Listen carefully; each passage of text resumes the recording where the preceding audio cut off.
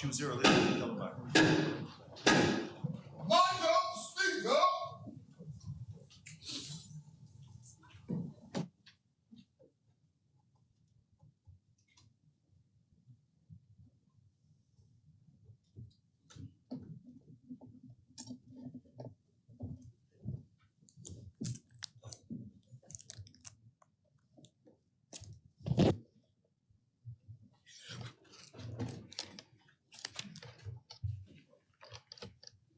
Honorable members, at the break, the honorable member for South Beach was getting ready to take the floor for debate. I presume that we are ready. Chair recognizes the honorable member for South Beach. Good afternoon and thank you, Madam Speaker. Good afternoon, members of this honorable House. Madam Speaker, once again, I am humbled to stand within these hallowed walls of this special place to represent the good and proud and hardworking people of South Beach. I say thank you to the Almighty God for the gift of life and health and for ordering my steps. I am also grateful to the Right Honorable Prime Minister for the confidence he has reposed in me, the appointment as Parliamentary Secretary at the Ministry of Public Works and Utilities, Madam Speaker. And as I always say, I take this opportunity seriously and soberly, Madam Speaker. And with the help of my Creator, I commit once again to do my best for the people of South Beach and Bahamians in general. Madam Speaker, before I begin my contribution, allow me to say a happy belated birthday to my sons, Dionysus Roll and Darius Roll, who both celebrated birthdays last week. Deuce was 20, and Darius, or Trey, was 10. Allow me, Madam Speaker, through you, to speak to them for a moment. As I say, that your mother and I, boys, are very proud of you. We love you, and we cherish you. But I would recommend that you continue, my sons, to dedicate yourself to those pursuits that will enable you to be respected in life and useful to mankind and an ornament to our family and to this Bahama land. Continue to allow God to be the center of your life and watch him do wonderful and miraculous things for you. Thank you, Madam Speaker.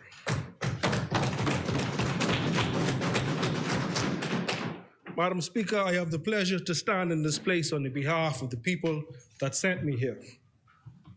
I wish to thank the people of South Beach, first for allowing me this opportunity, and secondly, as myself and my team move throughout the community, ensuring that we bring representation that is reliable, relatable, and realistic. Those people have opened their doors, they have opened their hearts, and from every indication, Madam Speaker, they have opened their minds to what the possibility of a new day could be. I am pleased to say to South Beach that every day that I am allowed to, it is my intention to work tirelessly to ensure that you receive the representation that you believe you deserve. As such, Madam Speaker, I'd like to take this opportunity to remind the people of South Beach that their Member of Parliament does keep regular constituency office hours.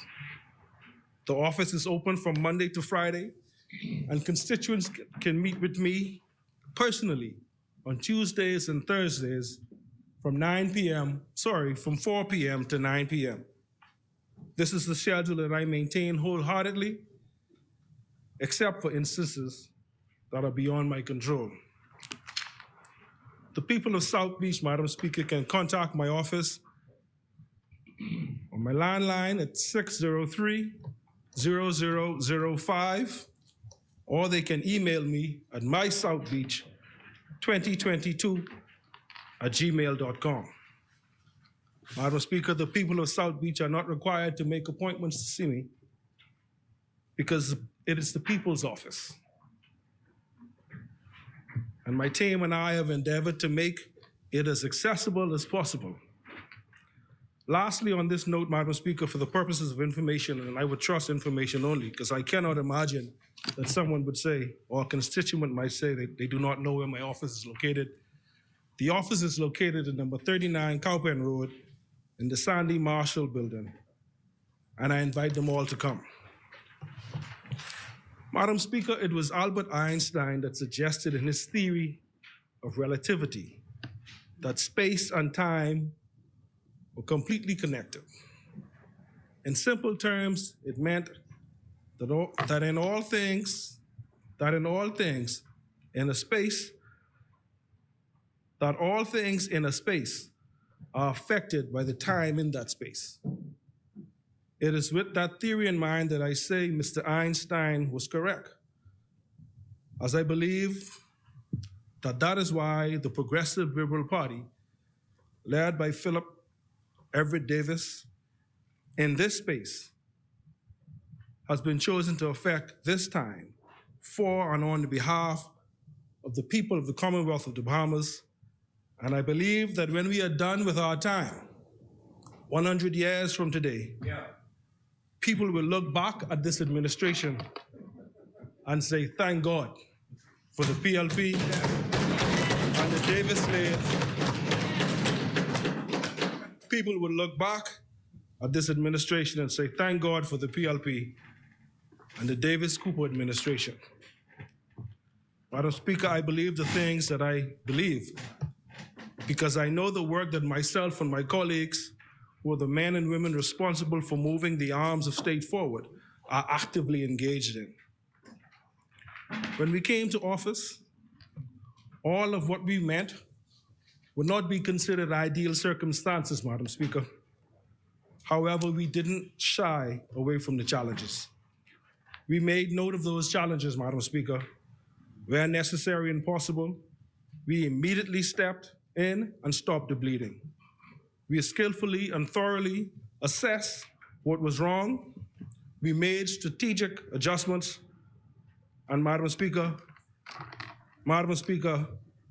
I am pleased to say, standing in this place as the Member of Parliament for South Beach, in this first budget communication of the Davis-Cooper administration, and having seen the budget, Madam Speaker, I can truly say that we are now on our way at warp speed towards that which was promised to the people of the Commonwealth of the Bahamas.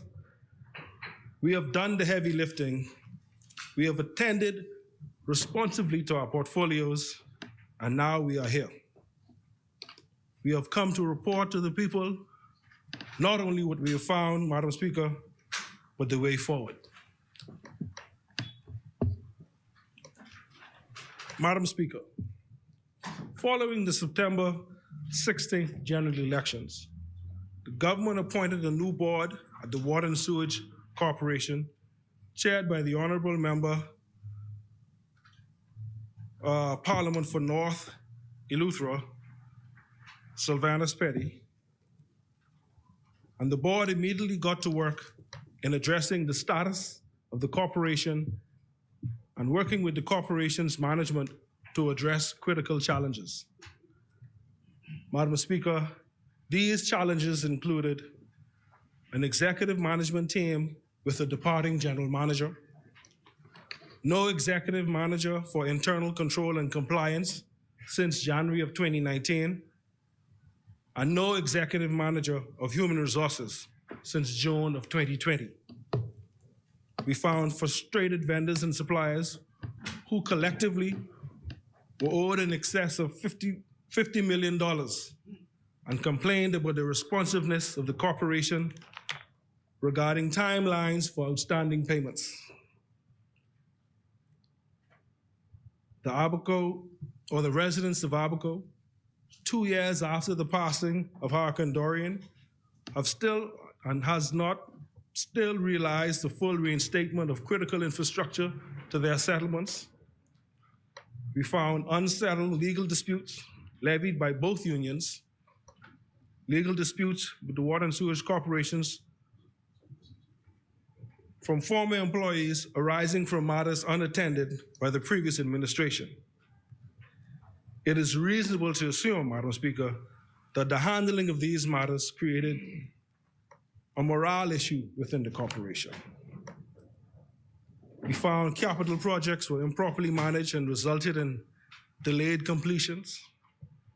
And we found that there was no corporation-wide accepted strategic long-term capital development or corresponding funding plans. The board, in conjunction with the corporation's new executive management team, immediately set about addressing these challenges with the goal of improving the corporation's level of service, its financial performance, and its environmental stewardship.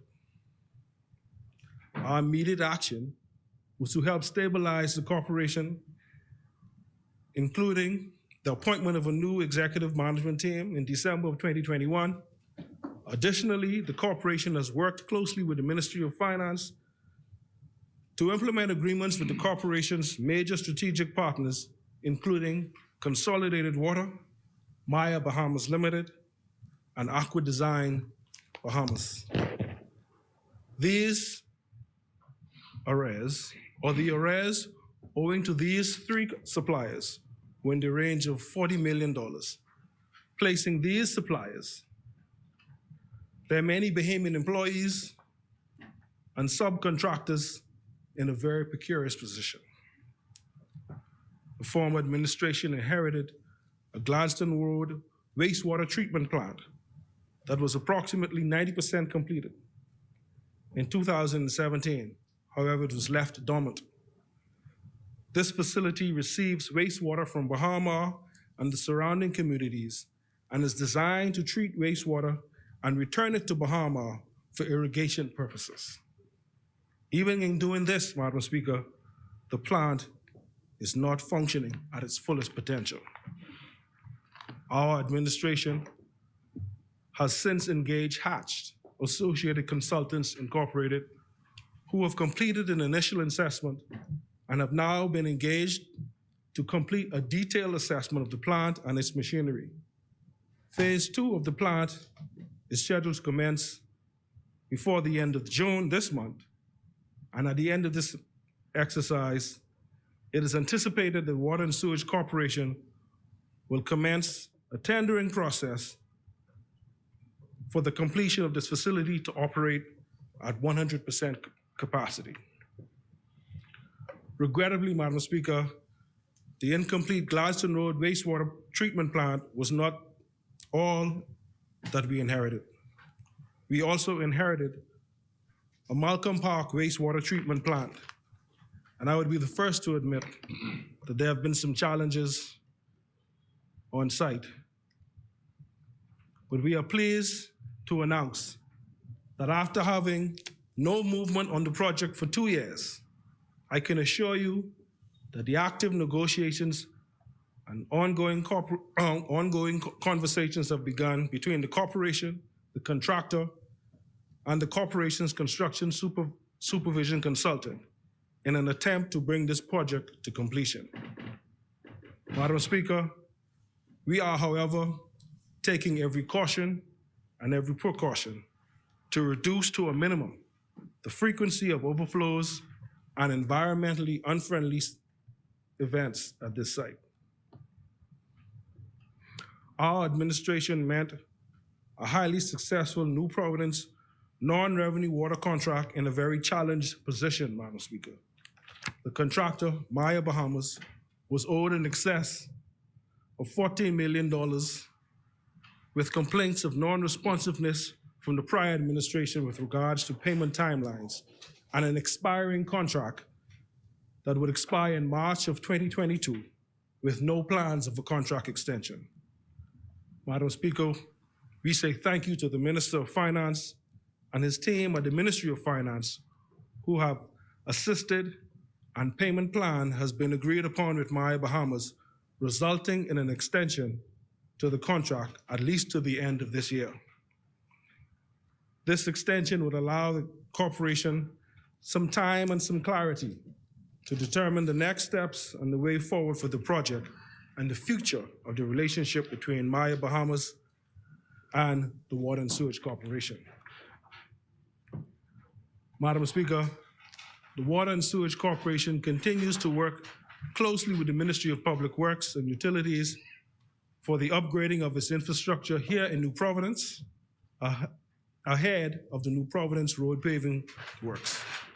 We are pleased to report that since December, water line mains and infrastructure work has been completed along Bamboo Boulevard, which is in Pinewood, Taylor Street, which is in Nassau Village, Melbourne Road in Yellow Welder, Sarah Robinson Road in Chippenham, Hanover Close, Gateway Lane, and West Bay Street near the Old Fort Bay.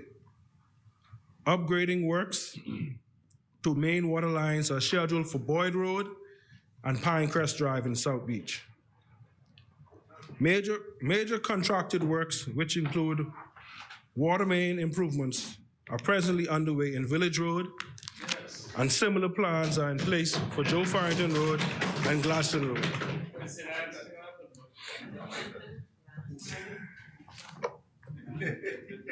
One of the primary focuses, Madam Speaker, of the Water and Sewage Corporation is to increase access to potable water throughout the length and breadth of the Bahamas.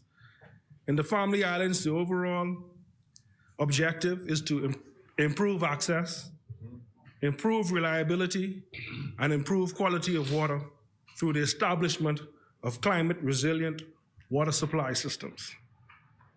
This budget, Madam Speaker, has been called a Family Island-friendly budget, and the Water and Sewage Corporation sees it as just that.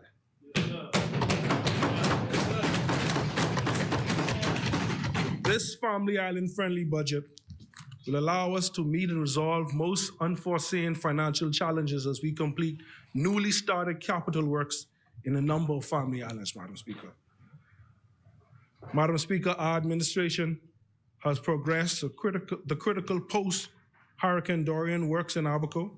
We have advanced a $2.4 million contract in March of 2022 for the rehabilitation of the Treasure Key sewage system. Additionally, the corporation has expended $550,000 in materials and related services to support this project. Thankfully, the corporation was able to negotiate a public-private partnership with the Treasure Key Homeowners Association, who have contributed in excess of $300,000 to facilitate this project. It's truly a public-private partnership. Additionally, a $1.2 million contract was awarded in March of 2022 for the rehabilitation of the Central Pines water distribution system, and that is supported by an additional $100,000 in materials from the Water and Sewage Corporation. Additionally, in March of 2022, Madam Speaker, a $472,000 contract was awarded for the rehabilitation of the Spring City sewer system located in Abaco. Madam Speaker, the corporation is finalizing a contract awarded for the construction of a climate-resilient elevated generator pedestals, the installation and commissioning of standby generators for 8 different pumping stations in Abaco. As you can see, Madam Speaker, the corporation is dedicated to bringing Abaco back online very quickly.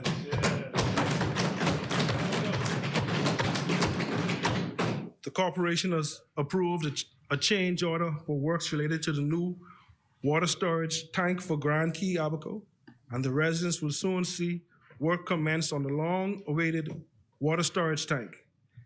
It is our intent to invite tenders for the replacement of the water tank of the water distribution system on the eastern shores by the end of this month. And we invite all qualified contractors to tender or to enter the bidding process. We are actively working with our international technical specialists to finally commission the new Marsh Harbor water pumping station. And we expect as early as next week, we will have positive news which will bring a long-awaited relief to the residents of that area.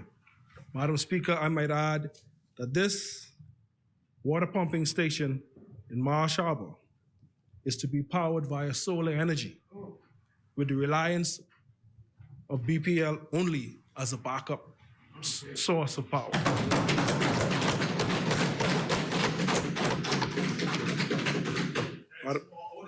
Madam Speaker, I told you at the beginning.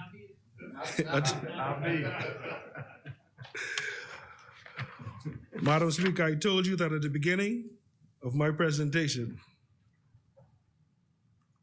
that by the time we would be done, people were going to say thank God for the PLP. And I can hear that coming out of Abaco very shortly.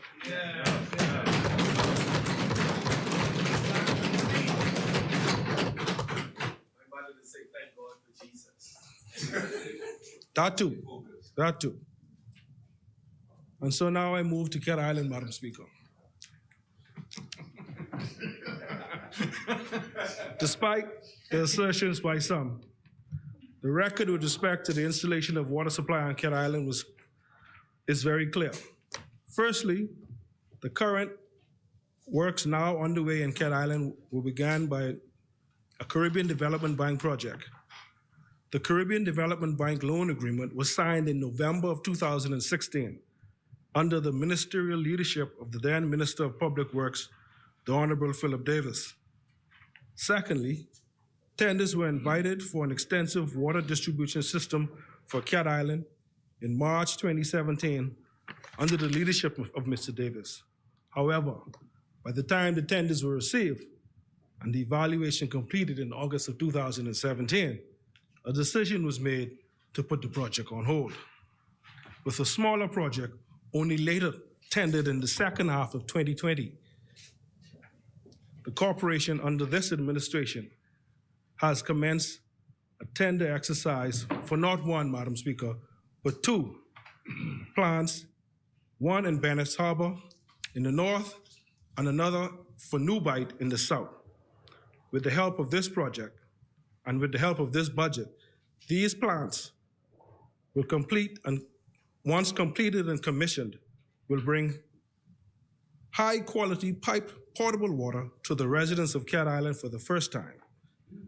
Further, residents will soon see the contractor on site, shortly wrapping up the existing water mains project, and the water and sewage will commence phase 2, tendering works by the third quarter of this year for further water distribution system extensions on Cat Island, with plans of a final phase to begin in early 2023.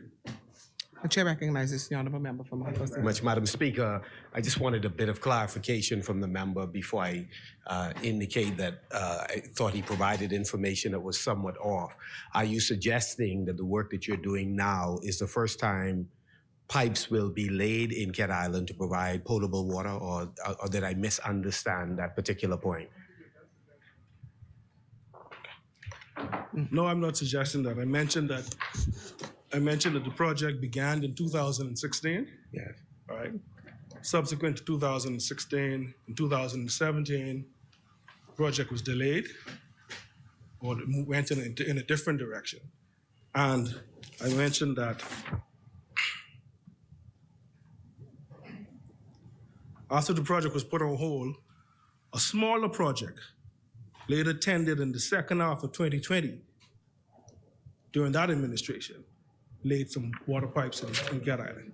The previous administration, right? Would have laid camp. So it's not water or pipes being laid for the first time. But however, the completion of this Cat Island water project, we would have pipes laid out throughout the entire Cat Island for the first time. Thank you, honourable member. The chair recognizes the honourable member from Marcos. So Madam Speaker, the member for Long Island can elaborate on that project when he speaks further, but here are the facts as I understand them. There was a project approved during the time of the Christie Davis administration. A study was conducted, and what was laid out was a plan that could have been executed in the north, central, and south, three distinct components of the same project. During the Minnis administration, a portion of that work commenced and was successfully carried out.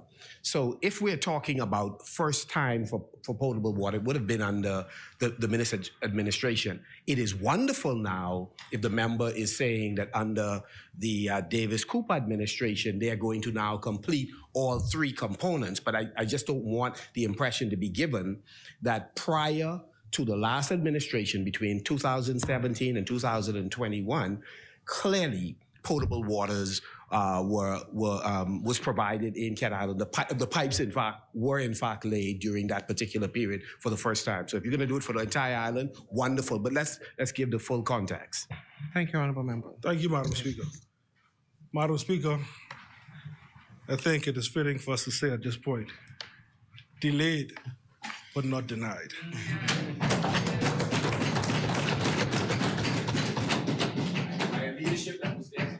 Madam Speaker, this water project in Cat Island began under the member for Cat Island, Rum Key in San Salvador, as the then Deputy Prime Minister of Public Works in 2016. But I can say with confidence that this water project for Cat Island will end with the member for Cat Island and Rum Key in San Salvador as Prime Minister of the Commonwealth of the Bahamas.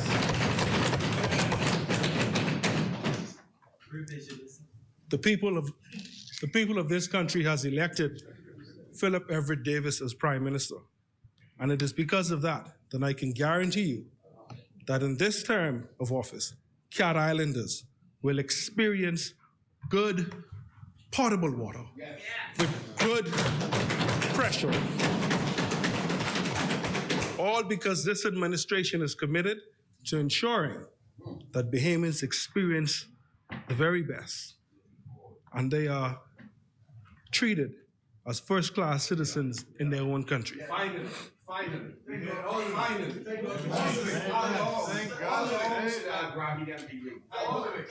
Madam Speaker, there's much more in store for the Family Islands from the Water and Sewage Corporation. As expected, in short order, works will commence in Bimini to the tune of some $300,000. Of course, the minister made mention of already that in Exuma, the replacement of defective water mains and the extension of water mains to the communities of Little Exuma and Barry Tarry will commence. And we will be doing all of this at the same time while working on the desalinization plant upgrades in Georgetown and Emerald Bay. Major work has already begun in Eleuthera to the tune of some $1.5 million and are expected to provide piped water for approximately 150 residents. We are actively engaged in talks with the installation of two 1 million imperial gallon tanks estimated at $3.3 million to improve water quality and reliability in North and Central Eleuthera. Finally, on the issue of potable water, Madam Speaker, we are working towards the completion and commissioning of a new water plant in Colonel Hill, Crooked Island, Madam Speaker, and anticipate that it will come into operation by the end of September of this year. I remind you, Madam Speaker, that we are using our time in this space to affect the lives of Bahamians everywhere.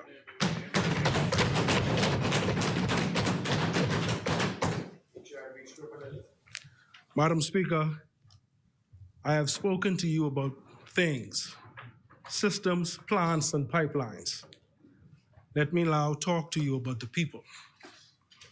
Any corporation, Madam Speaker, can put in infrastructure, run water pipes, but that is not what we're all about.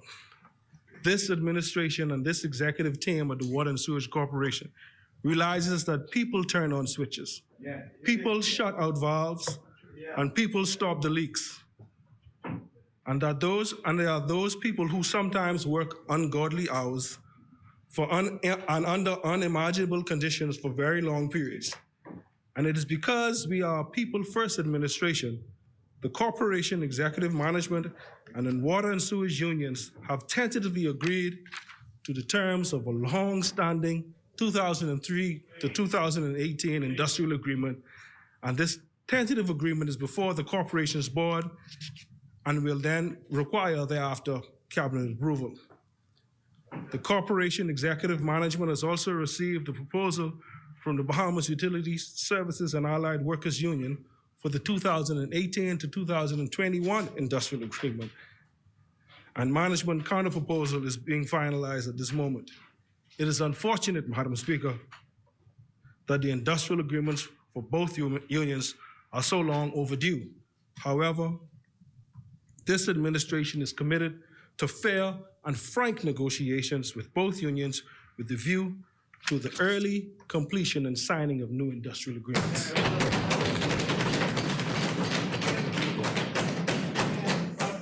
Madam Speaker, when we were elected in September of 2021, the people that elected us were used to tailored suits, nice speeches, fluffy words, and sometimes even empty promises, Madam Speaker. But my colleagues and I have come with a changed culture. We are the culture that will roll up our sleeves, get in the ditch, and work with the people. So you said get in the plane? In the ditch. Get in the ditch.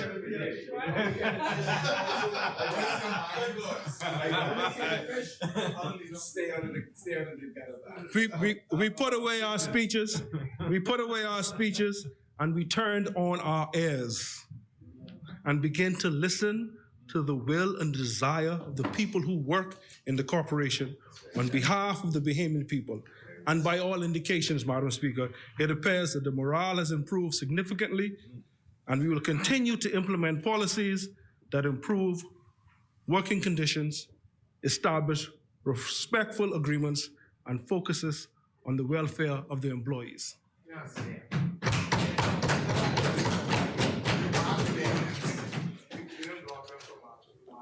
Like I said, it moved from anger to fear.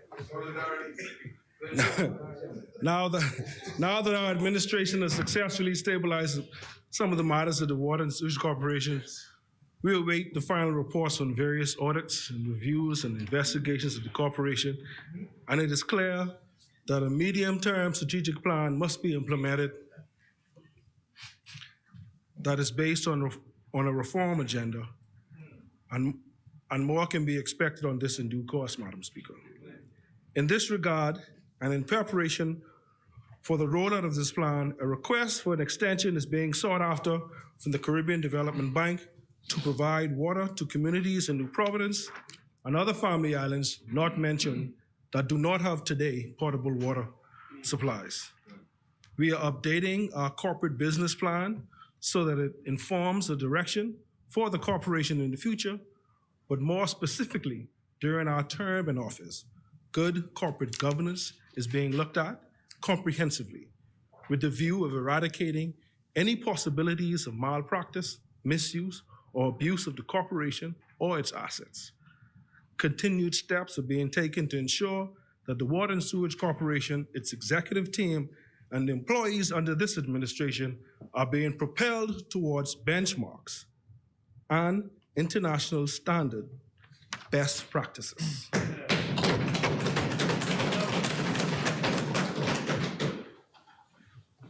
Madam Speaker, as I mentioned earlier, everything in space is affected by the time in that space. And so I moved to the Straw Market Authority. Because this administration, Madam Speaker, doesn't only say what it's going to do, but we are an administration of action. As soon as the healthcare professionals assessed the situation and gave us the clearance, this administration reopened the Bay Street Straw Market in November of 2021.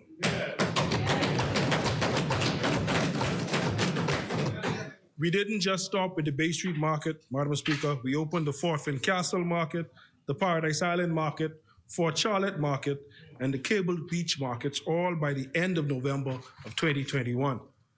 This reopening was after 22 months of straw vendors not being able to put in a single day's work.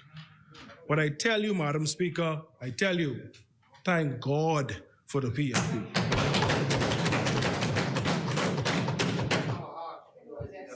Straw vendors, some of whom were the breadwinners in their families, were able to go back to work with pride and earn a living for themselves and their families. Due to the policy that suspended the daily rental fees in March of 2022, the Straw Market Authority has suffered a rental loss of $1.9 million. However, even though the amount of the loss of the straw market is significant, the Straw Market Authority, given the financial times that we live in, has seen it prudent to continue with the suspension of the rental fees and would visit this decision at the end of the quarter as to whether or not we'll reintroduce the fees for the stalls. Madam Speaker, the team, inclusive the chairman of the Straw Market Authority, the newly appointed managing director, and the board, have met with vendor representatives to discuss the way forward. Communications have been made between the Straw Market Authority, the Ministry of Health, the Department of Environmental Health Services to assist with compliance and the appropriate safety protocols, such as social distancing, hand washing, hand sanitizations, etc. We provide safety recommendations to all vendors and representatives, and we invite recommendations from all interested parties and all stakeholders. Currently, Madam Speaker, because of the layout of the straw markets and the number of vendors that they house, all vendors at all markets are on a rotation out of the abundance of caution. And that will remain the case until we get further notice from the Ministry of Health. The Straw Market Authority has and continues to work diligently to implement all recommendations from the Ministry of Health and the Fire Protection Services. The Straw Market Authority, Madam Speaker, has no income since the closing of the straw market due to the COVID-19 pandemic in 2020. The Straw Market Authority has financially survived solely as a result of the subvention from the Bahamas government. Be advised, Madam Speaker, and I wish to advise this House that we are not sitting idly by, and we have engaged the services of James Gomez, of Gomez, Campbell and Company to conduct a financial audit of the Straw Market Authority for the periods ending June 30th, 2017, 2018, 19, 20, and 21. Further, we are in the final stages of engaging Mr. Mark Munnings of Deloitte & Touche to conduct an operational review of the Straw Market Authority for the periods 1st July 2017 to 30th of June 2021. The operational review will provide the Straw Market Authority with an assessment of the current operating procedures and advise as to the necessary operational changes which should be implemented.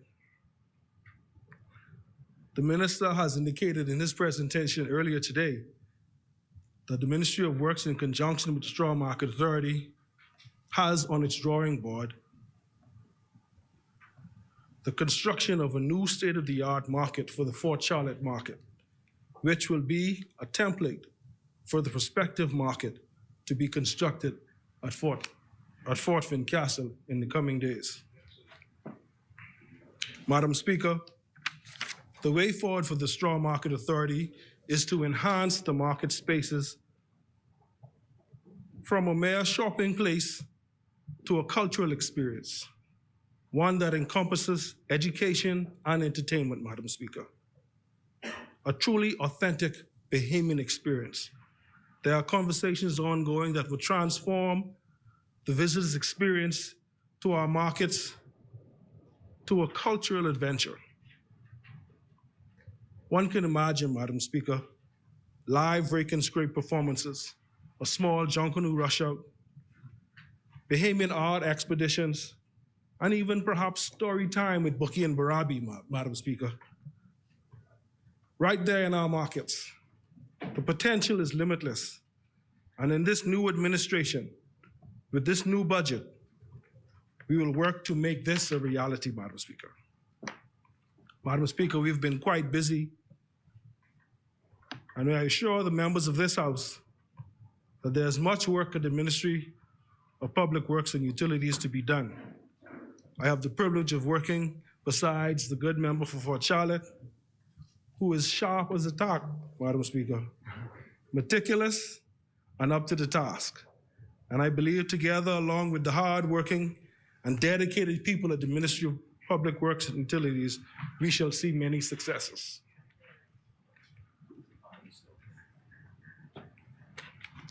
Madam Speaker, I must speak to the people for whom I have responsibility for in this place. To the people who are possibly today inside their homes in Poland Division, numbers 3, 6, 8, and 11, with flooded streets, Madam Speaker. I must speak, Madam Speaker, to the people of Teo Road, off Marshall Road, to the people of South Beach Drive North, to the people over there, East Street South, to the people, Madam Speaker, at Blue Bonnet Drive. I must say to them, Madam Speaker, even now as they sit in their homes and watch as their streets are flooded, that the end is near and the hope is within sight. Not only within sight, Madam Speaker, but within reach. South Beach has been plagued, just like Pinewood, Madam Speaker, with flooding issues for many years. And the situation has always been dealt with a Band-Aid approach. I, however, want to assure the residents that the Ministry of Works has already had the assessments done. South Beach flooding issues are directly tied to its drainage issues and the need for new drains and lack of maintenance to the current drains, Madam Speaker. The RFPs have gone out, and those drainage issues will be dealt with in this budget year. This budget will allow enough headroom for the mitigation of flooding in the future, and I am committed to ensuring that under no circumstances do we miss South Beach this time around, Madam Speaker.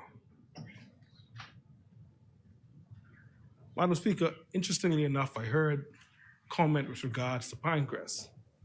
And much has been said about Pinecrest, Madam Speaker, over the past few months with regards to flooding. Madam Speaker, on Tuesday morning, I happened to take a drive through Pinecrest just after the rainy weekend to see what effect there might be. Madam Speaker, I can report that when I left my home in Coral Harbor, I had to roll my pants up, take off my socks and my shoes, and wade in water to get to my car in Coral Harbor. No, more particularly in Coral Lakes. Madam Speaker, as I drove to Pinecrest on Pinecrest Drive, I was very glad to see that I wish they would say, like I heard yesterday in your, say you're sorry and mean it.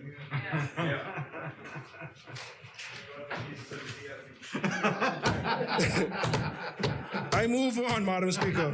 Honourable member. I move on. The chair recognizes the honourable member for Marco City.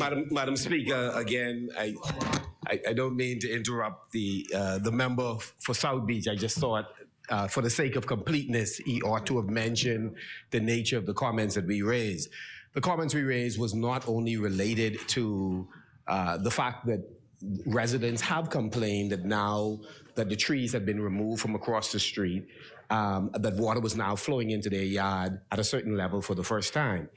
But the fact that the member refuses to mention that the issue with Pinecrest had very little to do with our commitment and support. Just one moment, please. You can speak right after. It had nothing to do. It had nothing, Madam Speaker, to do with houses being built. We support turnkey solutions. We support turnkey solutions. What we do have a difficulty with is that the member for South Beach would participate in the process whereby the member for Sea Breeze can engage in a project without public consultation. It is of Elizabeth would engage in the process of constructing a home with the Minister of Works in support without public consultation. It is a requirement of the law. What is also required is an EIA study. Point of order, Madam Speaker. It is a point of order. What is the point of order? An EIA, a hydrology study, all of these things are requirements. And so my point is the member for South Beach should indicate when he talks about the comments he heard.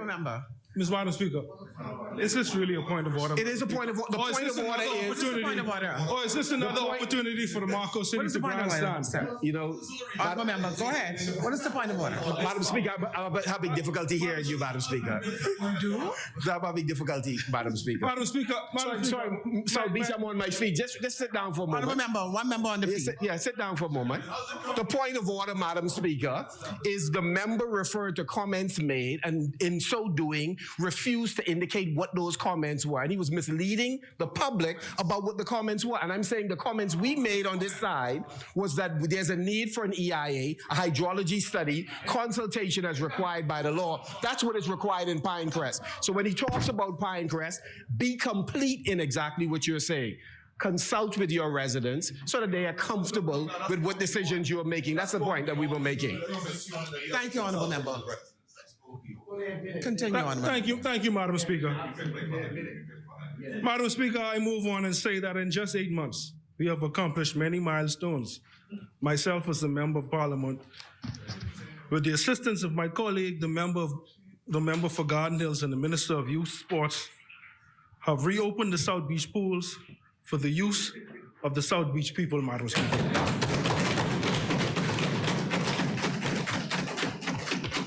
Madam Speaker, we didn't just go down and cut the ribbon and plant some grass or make some take some pictures there, Madam Speaker. Madam Speaker, we opened it and now the residents can enjoy it. And in this new budget, we are looking to expand its operation, increase its hours, so that the people of South Beach can access their pool more readily, Madam Speaker. May I add, it had been promised for a long time, Madam Speaker. But now the time has come, Madam Speaker, and again I say, thank God for the PLP and the Davis-Cooper administration. Madam Speaker, I've taken a keen interest in the development of young boys and girls and have made it my business. Madam, to have a presence whenever and wherever possible. I have forged a partnership with Carlton E. Francis, even though not in my constituency. However, it is where the children of South Beach go and the school that they attend. And of course, Madam Speaker, there's a school on East Street South, the C.V. Bethel School, the high school that South Beach students attend.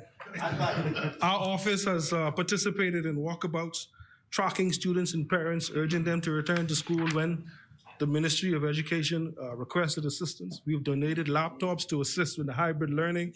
In conjunction with the Bahamian artist, Lady E, Madam, Madam Speaker, we have organized the Bahamian Pride Day at C.V. Bethel School just after the Royals left. And I thought it would be fitting that just after the Royals would have left, because we saw the preparation that we put and the painstaking preparations we put in place to accommodate the Royals. I thought it would be fitting just after they leave that we would have a Bahamian Pride Day at the high school. Madam Speaker, I can assure you and the members of this honorable House that all is not lost with the youth of South Beach. They are filled with Bahamian pride, Madam Speaker. As promised, we've begun paying attention to our community parks, and there has been a complete installation of the lights on the Bougainvillea Park, which is the largest park in my constituency, Madam Speaker. Residents can now feel more comfortable walking in the early morning or late evening because the area is now well lit. Cleanup on the beach has commenced, and I will continue in the new year with this new budget. I would like to use this opportunity to appeal to the Bahamian public, the public here in New Providence, to please stop dumping in South Beach. And you're right, Marco City, for anywhere for that matter, but it is just very aggravating. Yes. Very aggravating as I traverse the southern part of South Beach, where the garbage is just ridiculous and it's very expensive to maintain. Yes. However, we're not in the business of only talking, Madam Speaker. Action. We're in the business of action. Action in Jackson. And in an effort to address the issue of indiscriminate dumping, Madam Speaker, we have installed cameras to be monitored 24 hours in the area, and those found guilty of dumping will be turned over to the appropriate authority, and it is our hope that they will be held accountable, Madam Speaker.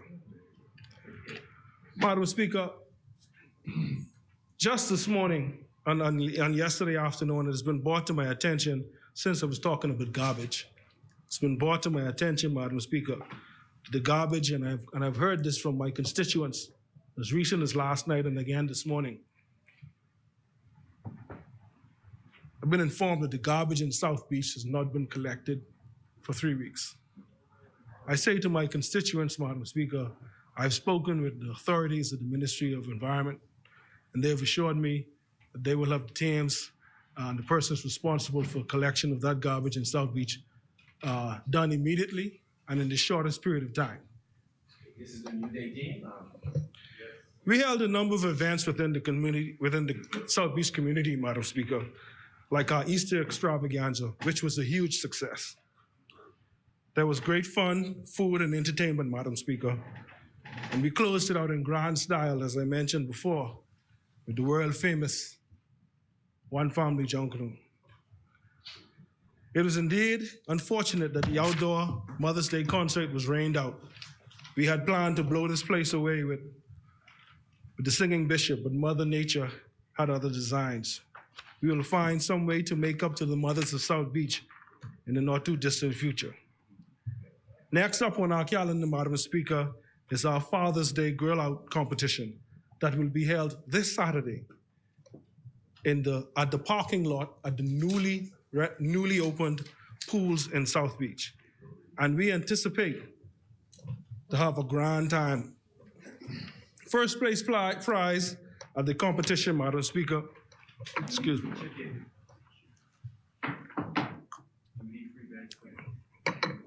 First place prize at the competition this weekend, Madam Speaker, is a 60-inch smart TV, just in time for the father who would have won the competition to watch the game on Sunday. We anticipate a wide array of summer programs for our young people beginning in July 4th to the 22nd of July, Madam Speaker. Our constituency page and website provides more detail and dates for participation. There will be, of course, a sports camp, a swimming camp, math and English summer camps for boys and girls in the constituency, and a back-to-school giveaway in August.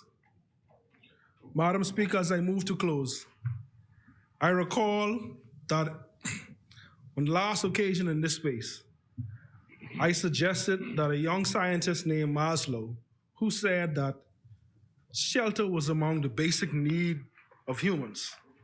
I am pleased and was overtaken with joy, Madam Speaker, to announce in this place less than 1 month later that I was brought to tears. I was brought to tears as I look in the faces of the newest constituents of South Beach, while the Prime Minister and Minister of Housing, respectively, handed young people the keys not to just their homes, put to their long-awaited dreams, Madam Speaker. Madam Speaker, it is referred to as self-actualization, and it is at the top of all basic human needs. I began my presentation, Madam Speaker, saying that all things in a space are affected by the time in that space. And it is moments like that one in Pinecrest, that Friday morning, that helps me to realize that what we do with this time in this place affects people in their spaces. And I look forward to affecting more people like that and in that fashion to come. Madam Speaker, I'd like to publicly thank my colleagues, the Minister of State for Public Services, of course, the Minister responsible for Ministry of Works, Minister responsible for Education, and all of my other colleagues who would have assisted me over the course of the last 8 months as we assist the constituents of South Beach. But however, Madam Speaker, I wish publicly to thank Mistress Ann Colley, the constituency office manager, on an exceptional job that she is doing. I also want to thank the many volunteers who assist us with the running of our programs and events, and I am pleased to announce to date that we have provided constituents with rental assistance, utility assistance, food supplies, building materials and building assistance, medical and educational assistance, Madam Speaker. The residents of South Beach will be pleased to know, Madam Speaker, that this budget is for them. And it is with that, Madam Speaker, that South Beach supports this budget. Thank you, Madam Speaker.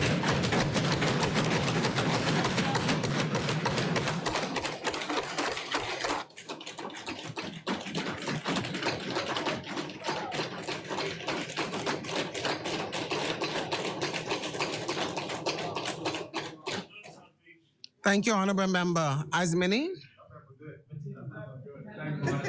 The chair recognizes the Honorable Member for Mount Moriah.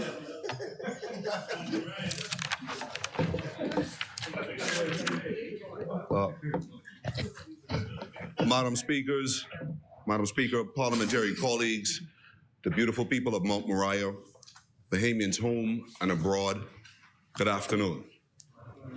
Madam Speaker, I would be remiss if I failed to acknowledge the efforts of the diligent, hardworking staff of the House of Assembly. I would like to take the opportunity to say thank you to Mr. David Forbes, Mr. Richard Flowers, Mr. Asheron Lightbourne,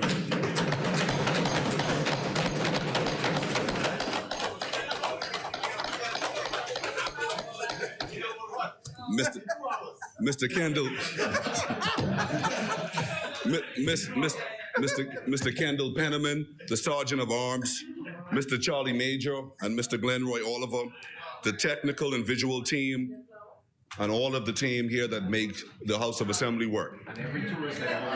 I would also like to acknowledge the dedicated professionals at the Ministry of Finance who have assisted mightily with the preparation of this budget, the House Chaplain and the ministers of the gospel who continually pray for the success of our nation.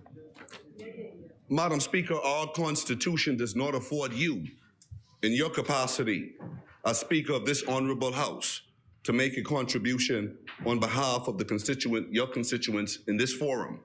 Fortunately, Madam Speaker, there is no such provision in the Constitution that restrains me for commending you for the incredible work that you are doing in the constituency of Bamboo Town. Thank you very much, Honorable Member. My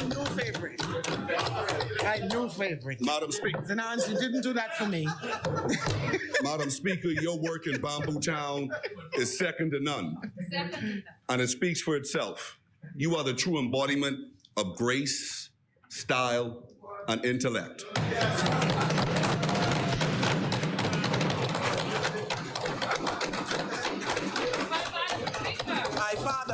speech.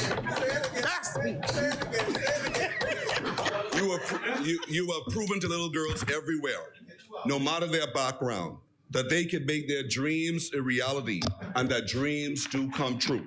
Yes. More importantly, Madam Speaker, you are with your people, and your people in Bamboo Town are with you. Madam Speaker, you are the cornerstone of this house, the people's house. Yes. And the people have spoken, hate it or love it, the underdogs on top.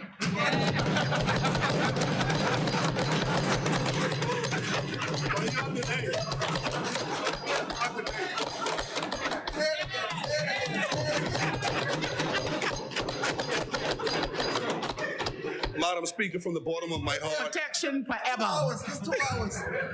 It's 2 hours. Madam Speaker, from the bottom of my heart, I am forever grateful to the residents of Mount Moriah for entrusting me with a seat at this table, in this house, at this time, to faithfully guard and advance the interest of Mount Moriah. Mount Moriah, I am completely, entirely, and wholly committed to you. From the front of Yellow Elder to the back of Yellow Elder, to Millennium Gardens, to Stapleton Gardens. I am humbled by the confidence you have reposed in me.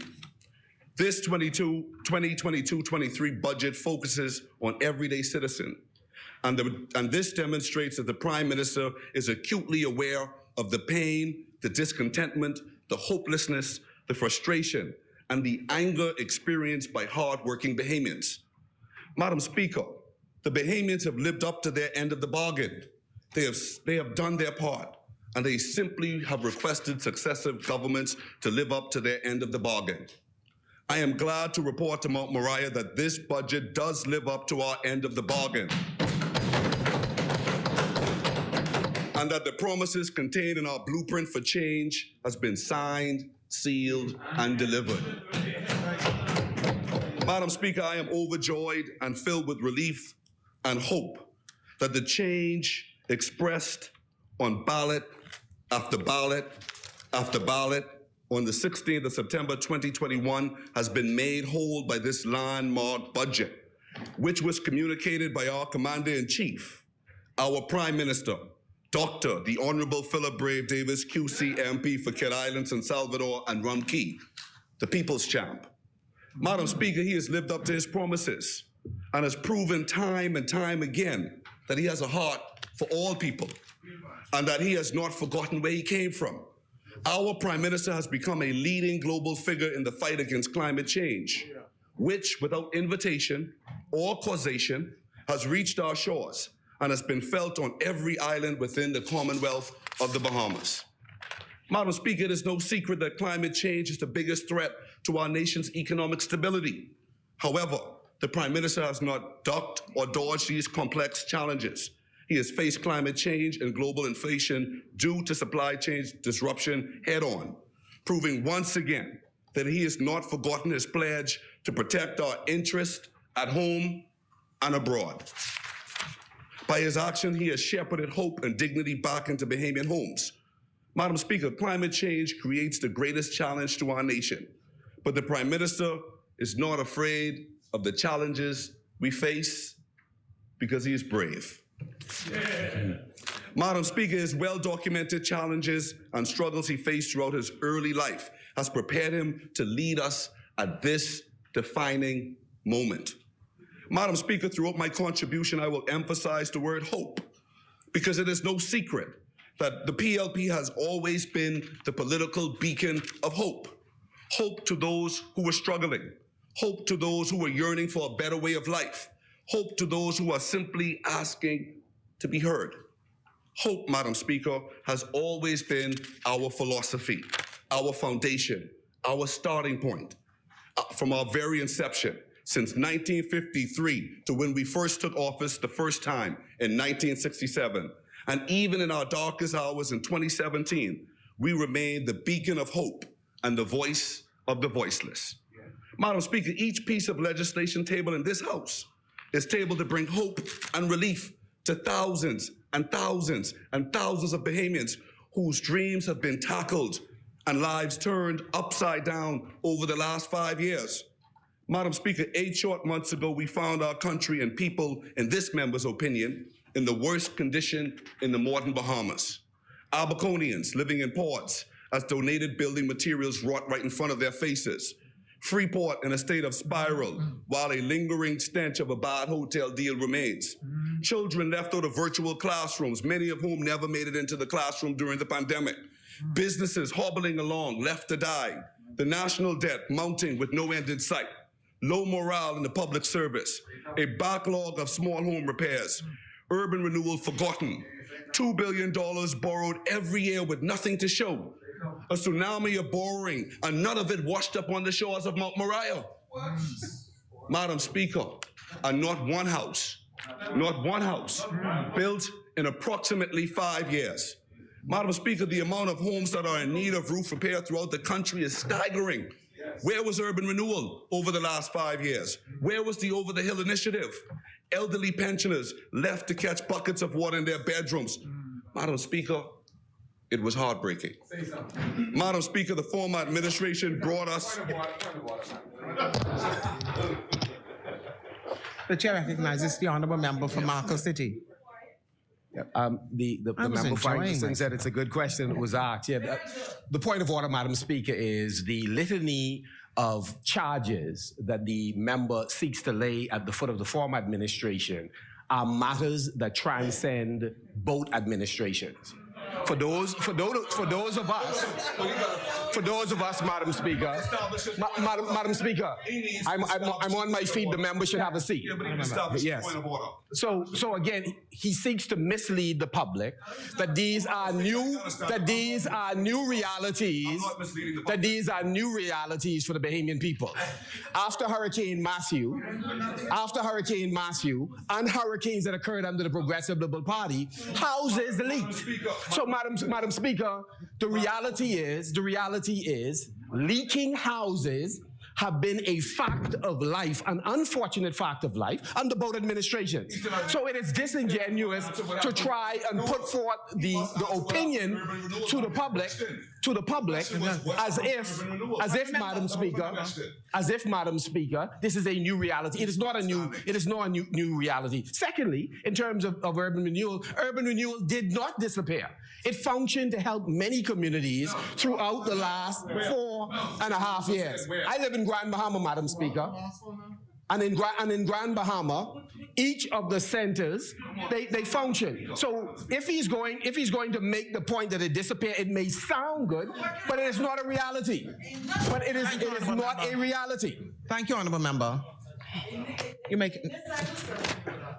Madam Speaker, the former administration brought us to our knees. And I repeat, the former administration brought us to our knees so God could hear our prayers. Madam Speaker, 5 years of neglect and arrogant leadership took a toll on our people, but we forecasted these conditions. Our Deputy Prime Minister, the Honorable I. Chester Cooper, the Honorable Member for Exuma, Ragged Island, and Rumkey, warned the side opposite of the damaging effect of their collective, and let me say this, collective decisions in this House. They laughed at the Honorable Member for Exuma, Ragged Island. Madam Speaker, but thank God for a new day. Yes. Madam Speaker, let me be clear. We are not here to pat ourselves on the back or to be self-congratulatory. We are here to roll up our sleeves and to remain in the trenches with our fellow countrymen, working forward, upward, onward, together.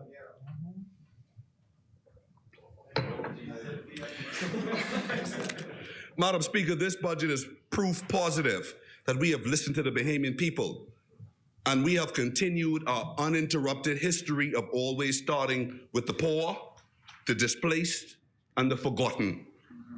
We have crafted and designed this budget to positively and immediately impact the lives and livelihoods of Bahamians throughout the length and breadth of the Commonwealth of the Bahamas, in this term, and in the next term, and wherever we may find them.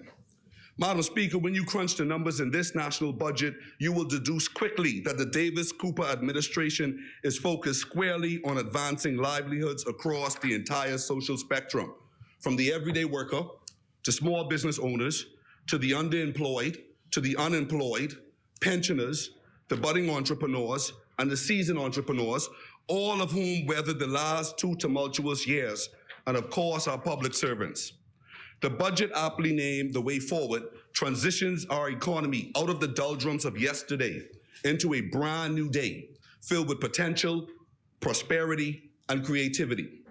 Affordable housing is a key plank of this government's commitment to address the most fundamental of human needs: a place to live, a place to call home. We believe that affordable housing is a human right, one that should never be neglected by any government. Suffice to say, it took more than lip service and billboards plastered across New Providence to get the job done. Yes. Pinecrest is here, and other housing developments are in the pipeline. They are no longer a figment of our imagination. These developments are real and will produce tangible assets. These initiatives are further proof that we remain true to our commitments etched in our blueprint for change. The blueprint for change states, and I quote, "We are committed to housing as a basic right and will increase access to affordable homes by creating new initiatives, including homes for Bahamians." Madam Speaker, Pinecrest is further proof that we meant every word and that in the PLP, Madam Speaker, we deliver. Madam Speaker, I must address a growing misconception surrounding affordable housing. This misconception was succinctly summed up by a writer as follows. People tend to think of affordable housing as a problem that uniquely affects the poor and the homeless. However, in the last 5 years, we are seeing this problem spread to working class and middle class people who are priced out of the market. Madam Speaker, affordable homes is not just a poor man's problem, as middle class families in Mount Moriah are also struggling to qualify and secure affordable housing due to the rise in cost of land acquisition, bank fees, legal fees, stamp duty, and VAT fees, building materials, contractor fees, and the rising cost of living. Fortunately, Madam Speaker, we on this side are not here merely to highlight problems. We are empowered by the people to address the current difficulties they face in a financially prudent way. Mount Moriah, I will now summarize the key concessions your government has taken to expand opportunities for you to secure a home. Firstly, your government has increased the level of exemption for first-time homeowners from $250,000 to $300,000. Secondly, we have reduced VAT on property transfers below $1 million. Thirdly, there are concessions for persons purchasing homes for the first time. This will also include land-only transactions or the purchase of land and the construction of a home. Fourthly, your government will refund up to $40,000 in cash for any VAT paid for construction services or material purchase once the occupancy certificate is provided within 18 months of the commencement of construction. Madam Speaker, as I said earlier, this is not lip service or empty promises. These are policy decisions which make the difference between renting forever or actually owning your own home. These policy decisions signal that this new day is inclusive and must impact working and middle class families. Madam Speaker, our blueprint for change made it clear what we would do when we return to the government in this place. As I traveled throughout Mount Moriah and during and after campaign, hundreds of residents expressed their desire to own their own home, to own a piece of the rock. Many put questions to me. Some of them didn't believe that we could or would build homes, but so said, so done. The blueprint for change stated, and I quote, "The ministry will return to building homes for Bahamians." And Madam Speaker, not only has the member for Elizabeth been busy in Lizzie, but she has also been busy in her ministry. Madam Speaker, let me just say this real quick. The Prime Minister has supported and encouraged the freshman members of Parliament to strive for greatness in their ministerial portfolios and government portfolios. The Prime Minister fosters growth. He nurtures it. He doesn't fear it or compete with it. He encourages it. And that is real leadership, Madam Speaker. A prime example of this is Minister JoBeth Colby Davis, Minister of Transport and Housing. Through her efforts, she has rekindled the hope of thousands of Bahamians seeking affordable housing opportunities. She is young, intelligent, tenacious, respected, and focused on the people's business from the day she assumed office. We at Mount Moriah know that these housing developments will impact families in Stapleton Gardens who have been renting for many years and residents in Yellow Elder Gardens who have expressed to me that they are ready to leave the nest and are ready to take advantage of the new opportunities of home ownership, the same way their grandparents took advantage of previous PLP initiatives. Madam Speaker, there are millennials in Millennium Gardens who are ready to sign their first conveyance. They are encouraged by the 18-year-old homeowner in Pinecrest subdivision. And there were some, Madam Speaker, we know who they are, had the audacity to question, how can an 18-year-old qualify for a home? The question I ask is, why did it take so long? Madam Speaker.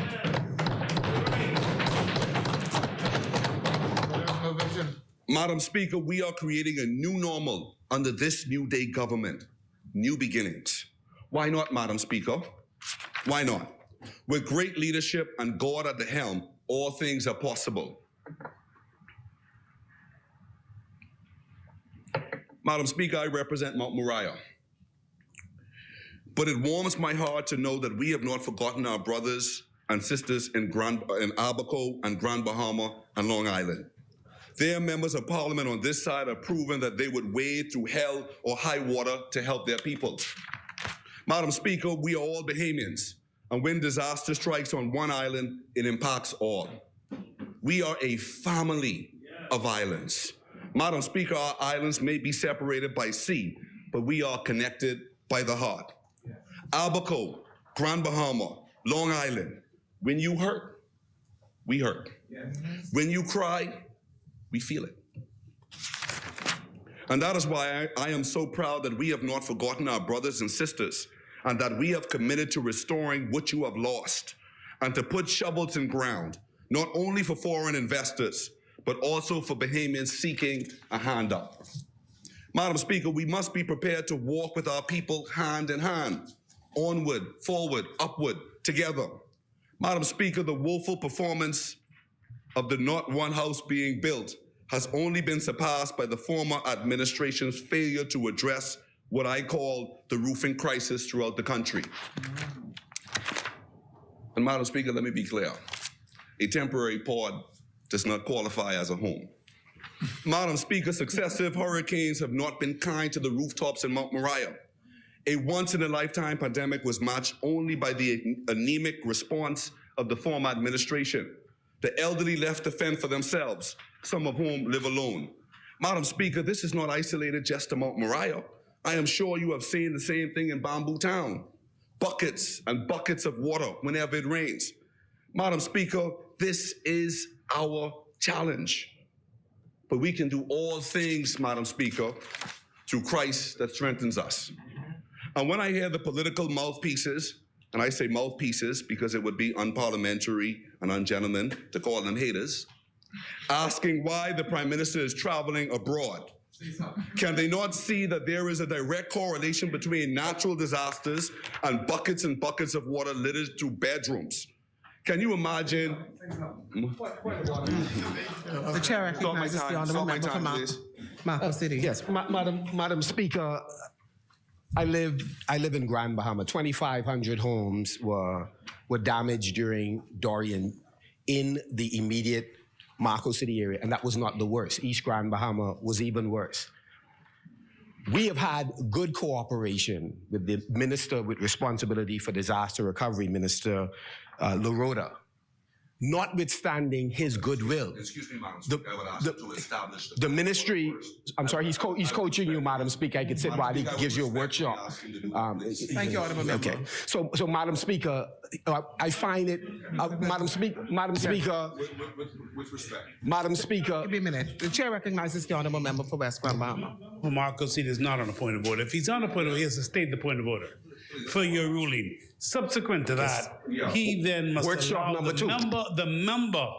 the member for Mount Moriah. If he allows him to elucidate on any matter he wishes, he could. Yes. But if he does not take his seat, then he doesn't have to. If there's no point of order, Madam Speaker. These members are talking to you like you don't know the rules of your own. Yes. No, pardon me? Take a No, seat. Madam Speaker, the member for St. Anne's, member for St. Anne's, member for St. Anne's, seat. no. Take a seat. We're just ensuring that we are not abusing we're not abusing the process. Thank you. What is your point of He's order? misleading the public by this constant reference to buckets catching water from leaking houses. The reality is, Madam Speaker, allow me to complete it. The reality, Madam Speaker, is in Grand Bahama and in Abaco. There are hundreds of residents whose homes were repaired. There are now hundreds whose homes are waiting repair. This New Day government has been in for almost 9 months, and the vast majority of those homes have not been touched. So when he starts talking about leaking roofs and water going in bucket, he should accept 9 months later, if you're able to build homes in Pinecrest without EIA, etc., you must be able to repair some roof in Marco City, in East Grand Bahama, in Pine Ridge, in Marsh Harbor. So what he's saying is disingenuous. Thank you, Madam Speaker, let me say this. I spoke specifically to the observations that I had in Mount Moriah. That was my observations. Right. And across the board. And across the board. Let him make his No, you point. got to establish. Let him make his point. Madam Speaker, he needs to establish his point of order first. He runs out ahead. He needs to establish his point of order. He's been doing this all day. This has to stop. No, Madam Speaker, it is unfair. It is unfair, Madam Speaker. Madam Speaker, I just want to be clear. I want to be clear. Again, Ministry of Finance release the funds to the Minister with responsibility for disaster recovery so that we could fix those homes in Grand Bahama and in Abaco. Okay, Honorable member. Mom Mariah, please. Oh, hold on. Bish, I hear the concerns for the member for Marco City. And to be fair, Madam Speaker, it is a fair point. We have been in power for 9 months, even though it would have been 2 years since the FNM would have been in power with regards to that. I have made in this place a representation that we were waiting funds, we are in funds, and I said during my debate that those funds will be paid out within the next few weeks. I hold no malice against the member from Marco City. He's doing what he should do. I just could not let the statement hang out there. Yes. And not respond to it. I agree. Thank you, Honorable Member. The Chair recognizes the Honorable Member for Mount Moriah. Madam Speaker, can you imagine Barbadians asking Mia Motley, why is she on the world stage pricking the conscience of the big polluters? Madam Speaker, some things got to be bigger than politics. Yes. Bigger than politics. Our people need help. Madam Speaker, you can attest that our people have a lot of pride. And you know it takes a lot for us to ask for help. And if we ask you for help, Madam Speaker, we're being sincere. The tops on the rooftops have become a cry for help, an SOS. Madam Speaker, but there is good news. The SOS has reached the SSPLB.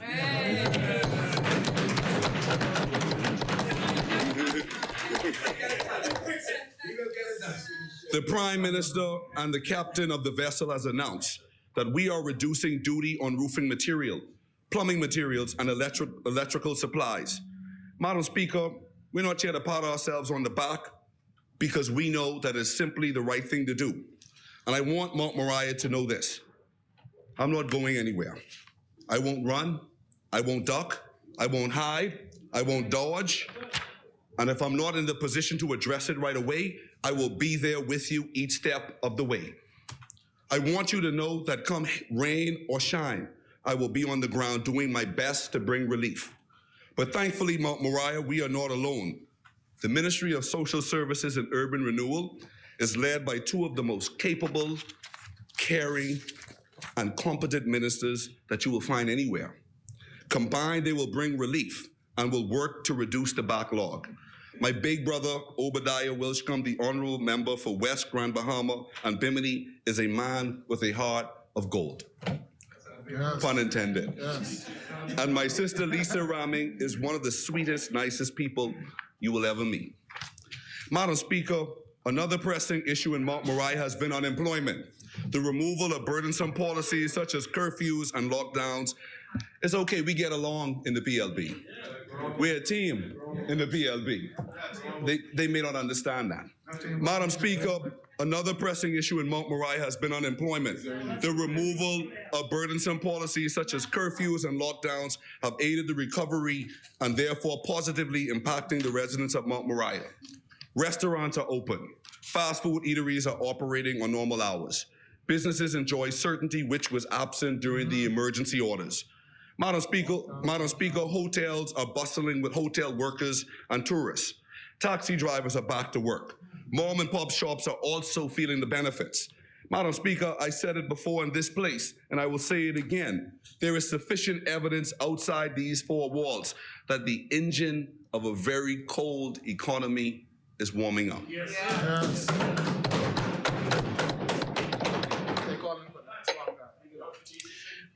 The construction sector is primed and ready to go with millions of dollars earmarked through the government and the private-public partnerships.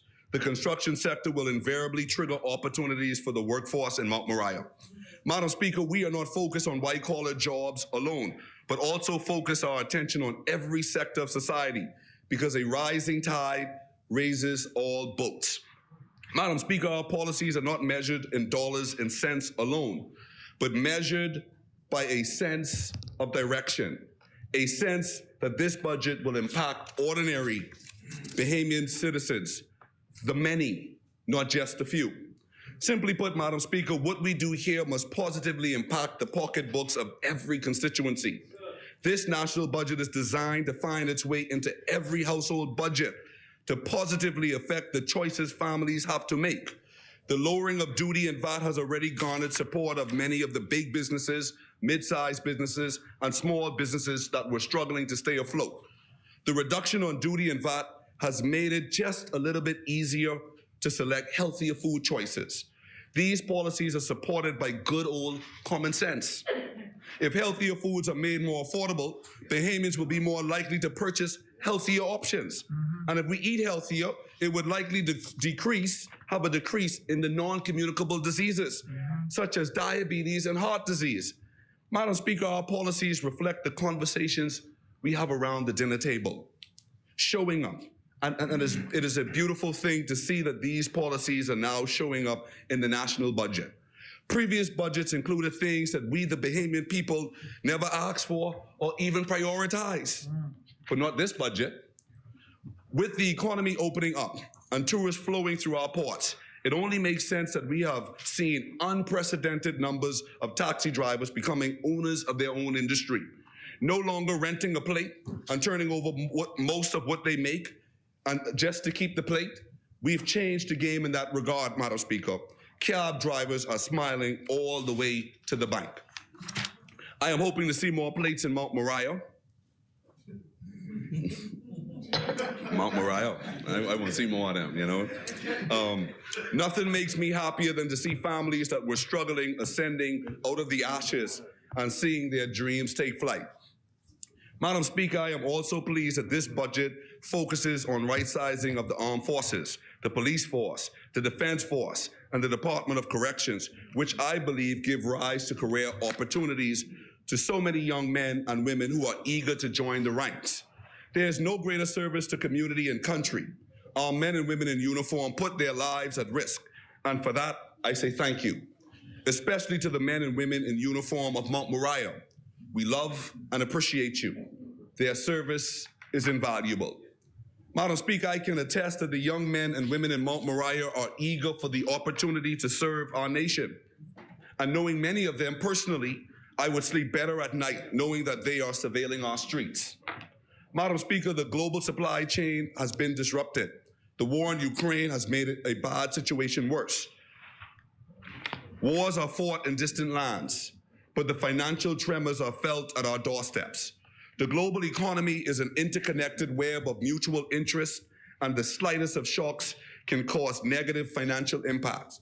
I commend the Prime Minister and the Minister of Immigration and Labor, the Honorable Member for Carmichael, for doing the honorable thing by triggering the discussion for an increase in minimum wage, which was not touched since we were last in office.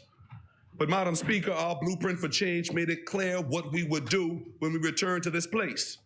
And so said, so done. Madam Speaker, minimum wage is the first rung of the employment ladder. I hope civil servants in Mount Moriah take advantage of the training opportunities that will be made available to the Department of Public Service, which will allow you to step up another rung. Madam Speaker, in less than 9 months, we have turned our attention to fixing big, complicated problems, because we understand that Bahamians have marked their X for big changes. Small just won't do.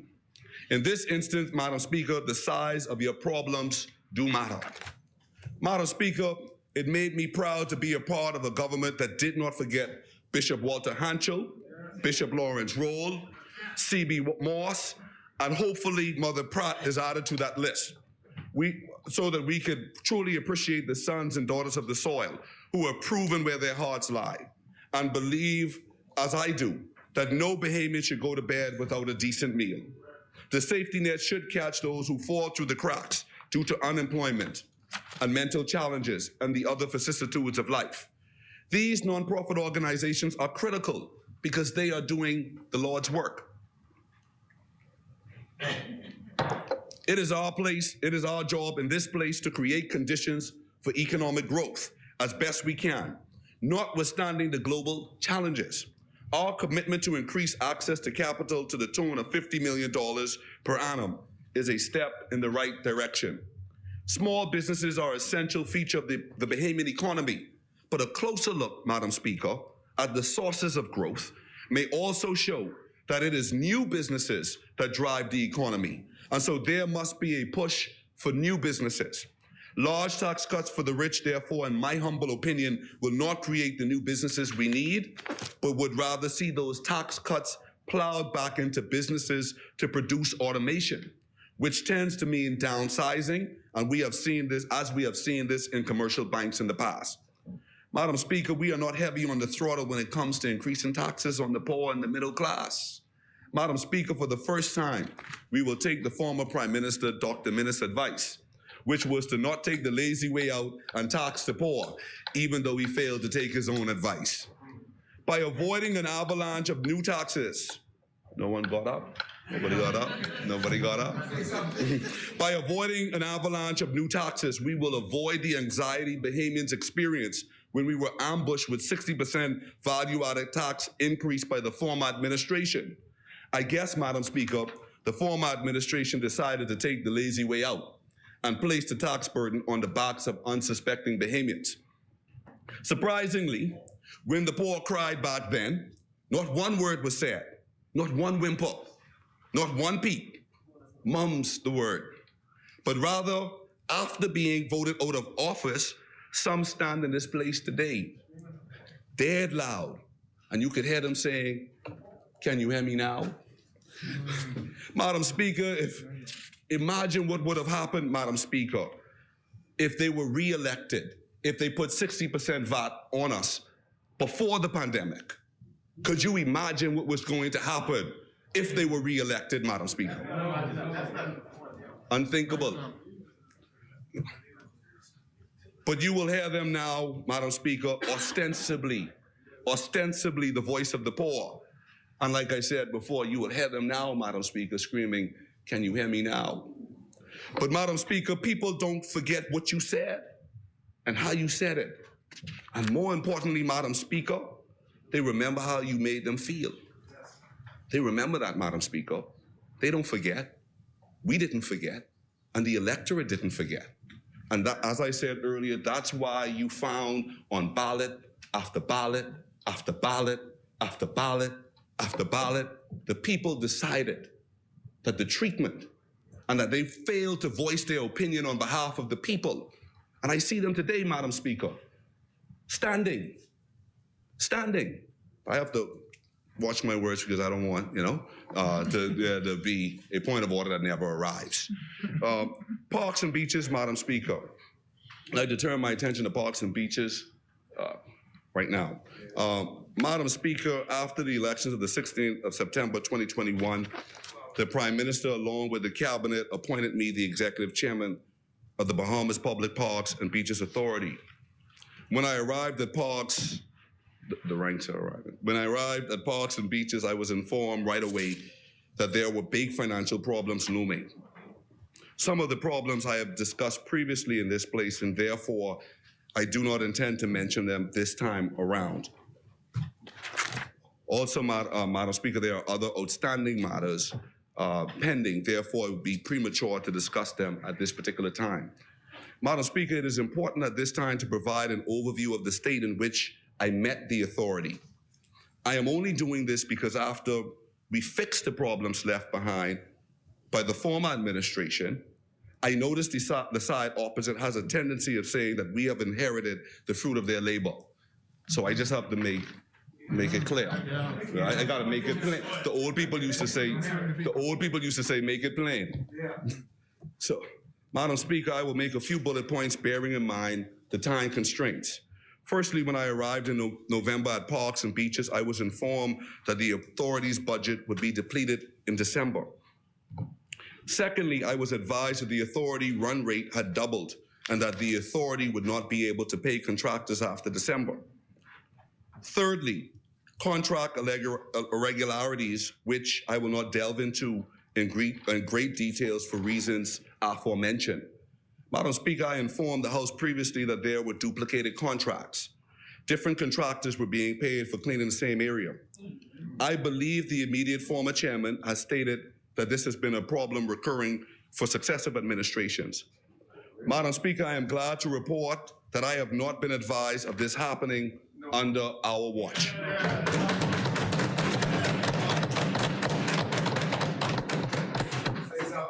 My job as executive chairman is to ascertain problems and correct them, not perpetuate them. I will not delve into contract irregularities as we have discussed them already. Fourthly, there were numerous alleged unpaid debts. Many contractors came knocking after we took office. Many of them claimed that they were trying to be paid for years only to be told by the higher ups that they would be sorted, but never happened. The contractors provided letters and text messages. We are attending to those issues, Madam Speaker. Fifthly, the authority's equipment was in a state of unimaginable neglect. Madam Speaker, I didn't bring props and photos like the honorable member for St. Anne's, but will produce them should the need arise. Madam Speaker, of the 17 Skaggs and Bush Hogs, only 2 were operational. These machines are the ride-on lawnmowers used to clean New Providence. There were no maintenance records of these machines, no proper records of maintenance of the weed whackers, leaf blowers, and lawnmowers, which are essential tools of the authority. Sixthly, all of the authority's trailers were inoperable. Flat tires, broken axles, missing and removed parts, you name it. And again, we could produce the photos and the props. Yeah. Thank you, Honorable. The chair recognizes the honourable member for St. Barnabas. Sorry. Thank you, Honorable. Thank you for your. Yes. Madam Speaker, one of the things that's been a constant problem at the authority, okay?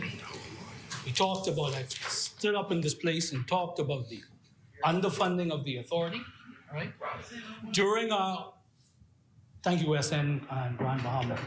During my time as executive chairman, we would have added to the fleet of at the authority. We would have increased the fleet of the bush hogs. We tried to operate a maintenance schedule as best as we can. It's a constant grind, Madam Speaker, a constant grind. And I would hope, Madam Speaker, and not to suggest that the honourable member is trying to do anything other than trying to state what he sees. But the truth is that the authority has been constantly challenged. Why, Madam Speaker? We know why. We know why, because we know that the monies at the authority has been used predominantly for one thing. For one thing. We know what it is. We know what it is, the roadside program, all right? So a lot of the monies has gone towards political patronage, okay? So now we must make a determination. No, hold on, no, listen. We can play games all we want, right? We can play games. Hold on. Honorable member. We can play games. Honorable member. We can play games. Hold on. I would ask him to establish. Madam Speaker. You're on a point of order? I would ask him to establish the point of order. Madam Speaker, if I may. Madam Speaker, you gave me the floor, right? On the point of order. Madam Speaker, right? Thank you. Point of order. Yes, sir. What is the point of order? Right? Madam Speaker, the point that I'm making is, right? Come on, let's not insult the Bahamian people. My point is that the majorities of the funds of the authority from it was started in 2014, right? 2014. You're there now, so fix it, right? Right. So in 2014, it was established. The authority was under budgeted. That's why in the 2016-2017 budget, under the PLP, it used its budget, 74% of its budget in 3 months. It went from 15 million to 26.1 million. Why do we stand here and make it seem as though, Madam Speaker, why do we stand here and make it seem as though something is different? The corporate governance in 2014, Madam Speaker, the corporate governance in 2014 Honorable member. had not fully matured. Honorable member. Right? But we come in here, Madam Speaker, if I may. Honorable member. But Madam Speaker, I'm asking you to yield. We come in here. Let's grab Bahama Indemnity. Madam Speaker, this is not a point of order. The member for Mount Moriah graciously allowed the member to elucidate. Now, following that, he must now allow the member to continue his contribution. Please. Hold on. Honorable member, I've already identified West Palm Bahama. Madam Speaker. What is the point of order? The Prime Minister made the point the other day about accuracy in here. But accuracy also means that you put things into context. We all know what happens at the Bahamas Public Parks and Beaches Authority relative to the programs there. And we operate as if we don't know, man, y'all got to be crazy. Thank you, honorable member. Thank you, honorable member. Got to be crazy, man. Like, Thank you, honorable member. Honorable members. That's not right. Honorable members, please, let's not abuse the point of orders. If you don't like what the members say, just say you're clarifying. But that's the, don't get up and say it's a point of order. That's abusive. One member. Honorable member, I would ask you respectfully to address the chair. Let's go. We would ask the Madam Speaker, the honorable member should withdraw that statement that you got to be crazy. Who is he referring to? That's unparliamentary. And that's not like him, Madam Speaker. I'm shocked. I'm shocked at his behavior today. Madam Speaker, this shocked me. This shocked me. Madam Speaker, this isn't an honorable member. Madam Speaker, this isn't an honorable member I've come to know and the public has come to know. Allow me, that will be stricken from the record. Continue. Continue, Mount Moriah. This isn't.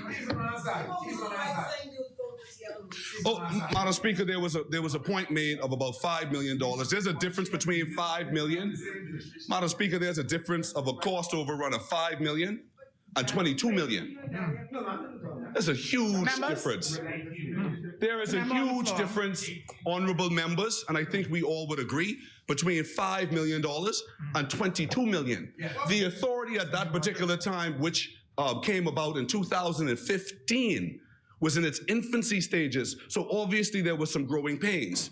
When we got to 2017, and having an able, smart, articulate, honorable member of parliament out there, we expected for things to be a little bit different.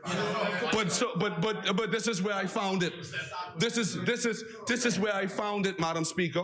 And this is what we have to deal with, and so we'll deal with it. We were just speaking the facts, though. These are just the facts. Hold on, but you gotta, Madam Speaker, Madam Speaker, what I would say is you can't leave the trailers that tote the expensive machines of the fleet that you said that you've purchased. If you buy the fleet, right, you purchase the fleet, you have to have the trailers. You can't have the Skags dragging from the back of Marathon all the way to the airport overheating. Come on, man. Come on. Make it make sense. And then they do what they typically do, Madam Speaker. They turn it around on us, and then they call us crazy. the typical thing that they've been doing for decades and decades, but it won't work this time around. Because we can keep them to account. We can keep them to account. We can keep them to account. It ain't gonna happen this time. There will not be 2 members on their feet. And lead with the point of order. What is the point of order? Point of clarification. Madam Speaker, earlier today, the member for Fort Charlotte, whom I have the highest respect for, showed us and epitomized how you operate as a legislator in here, and when you come in here and it's not about politics, right? See, if we were serious about fixing some of the things at the authority, if we were serious, Madam Speaker, Share with me Madam Speaker, What is the point of order? Honourable member, the Speaker has acknowledged me. The Speaker has acknowledged me. You are leader of government business, not the Speaker. Thanks, Speaker. Leader of government business, Acknowledge me, not haven't the you? Speaker. You have a speaker, right? What is the infringement? The point that I'm making, Madam Speaker. The point that he's making, the point of order. You're not in charge, my The friend. point of order, not the point that he's making. That's what we're going You to said, what is the what point we of have order? said is this, right? Provide context as if this thing only happened. Member, right? what is Or the that point of order? challenges only happened under our office. It's misleading, Madam Speaker. It's misleading, Madam Speaker. In 2017, when I was appointed, right? See, if we are serious about fixing the problems, then the member would come in here and say, you know what? In 2017, when the F&M came into power, right? There were 1,200 contractors, and not one had a contract under the PLP. The member would come in and say that. Hold on. Honourable members. Hold on. There's The 3 member members would on their say, feet. right? 3 members. No. Right? 3 members. St. Barnabas, you say he is misleading. Madam Speaker, Is that your point of order? That he was Madam Speaker, misleading? The point that I'm making is, right? Honourable member. The point that I'm making is, Honourable member. Madam Speaker, you're talking to me, but you're talking I to me, am right? asking if the point of order is if he was misleading. Yes. Okay, thank you, Honourable Member. All right. You may now continue, Can I finish my Mariah. thought, Madam Speaker? Please. You've explained. You're in depth. You're all right. Go ahead. Sixthly, all of the authorities' trailers were inoperable, flat tires, broken, axles missing, and removed parts, you name it. The skies were being driven on pub. I could barely hear over the voice of. I could barely hear Marco City. Please be respectful, Marco City. Please. The skies were being driven on public roads to the cleaning site location. For context, the skies were being driven from the back of the Monarch Marathon all the way to the airport, as I said already. 7th, some of the authorities' property was missing, and I am for more than 2 years. For instance, there was a dump truck that was unaccounted for by the purchasing and fleet department. And don't worry, he can get a text soon. I believe someone may get a text soon. That's how they assist and help, you see? That's what they've been doing. But anyway, let me stay on course. Madam Speaker, but I report today, Madam Speaker. Madam Speaker, I report today that dump truck that is government property has been returned to Public Parks and Public Beaches Authority. Return it. Inspectors complain about their cars constantly breaking down and having the car pulled. Number 9, trying to get. What is the point? Honourable Member, what is the point of order?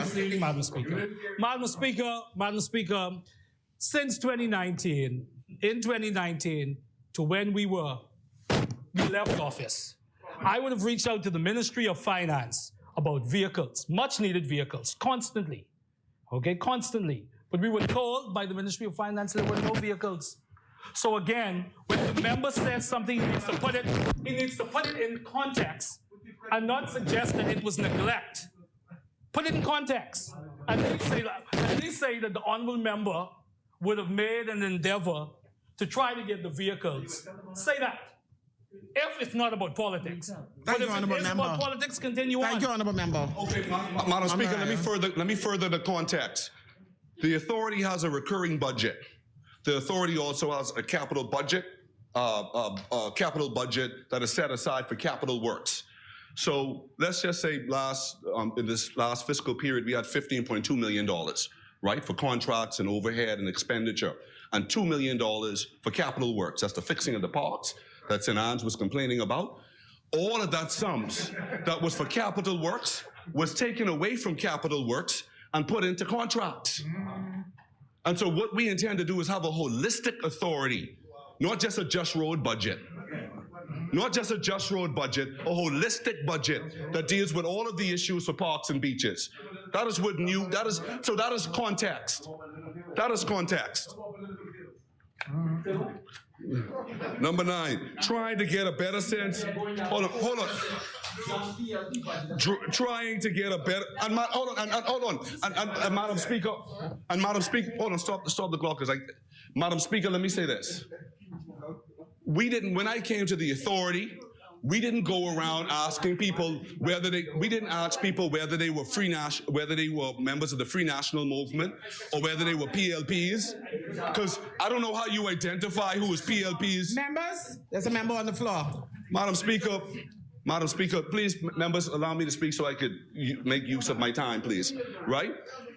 We did not focus on who was F&M and PLP. The member got up and stated that there were some who were F&M and PLP. My question is, how do you know? How do you know? How do you know? You're going around looking and finding out how you voting. Huh? How did you know? Members. Right? So, trying to get a better sense. He can speak for himself. He can speak for himself. The honorable member for Marco He can City. speak for himself. He can speak for himself. Member? Yes, Madam Speaker. At no point did anyone on this side make the point that was just attributed to us by the member for Mount Moriah. So he ought to withdraw that. We can consult the Hansard. No member indicated that they were aware of the political persuasion of anyone who received a contract. So it's either he withdraw it or Madam Speaker, I would humbly request that it be removed from the record because it is untrue. He spoke to political patronage. He spoke to specific individuals. What was the statement that you made? And time again, this member stood up in this house and said he's held PLPs on. He has.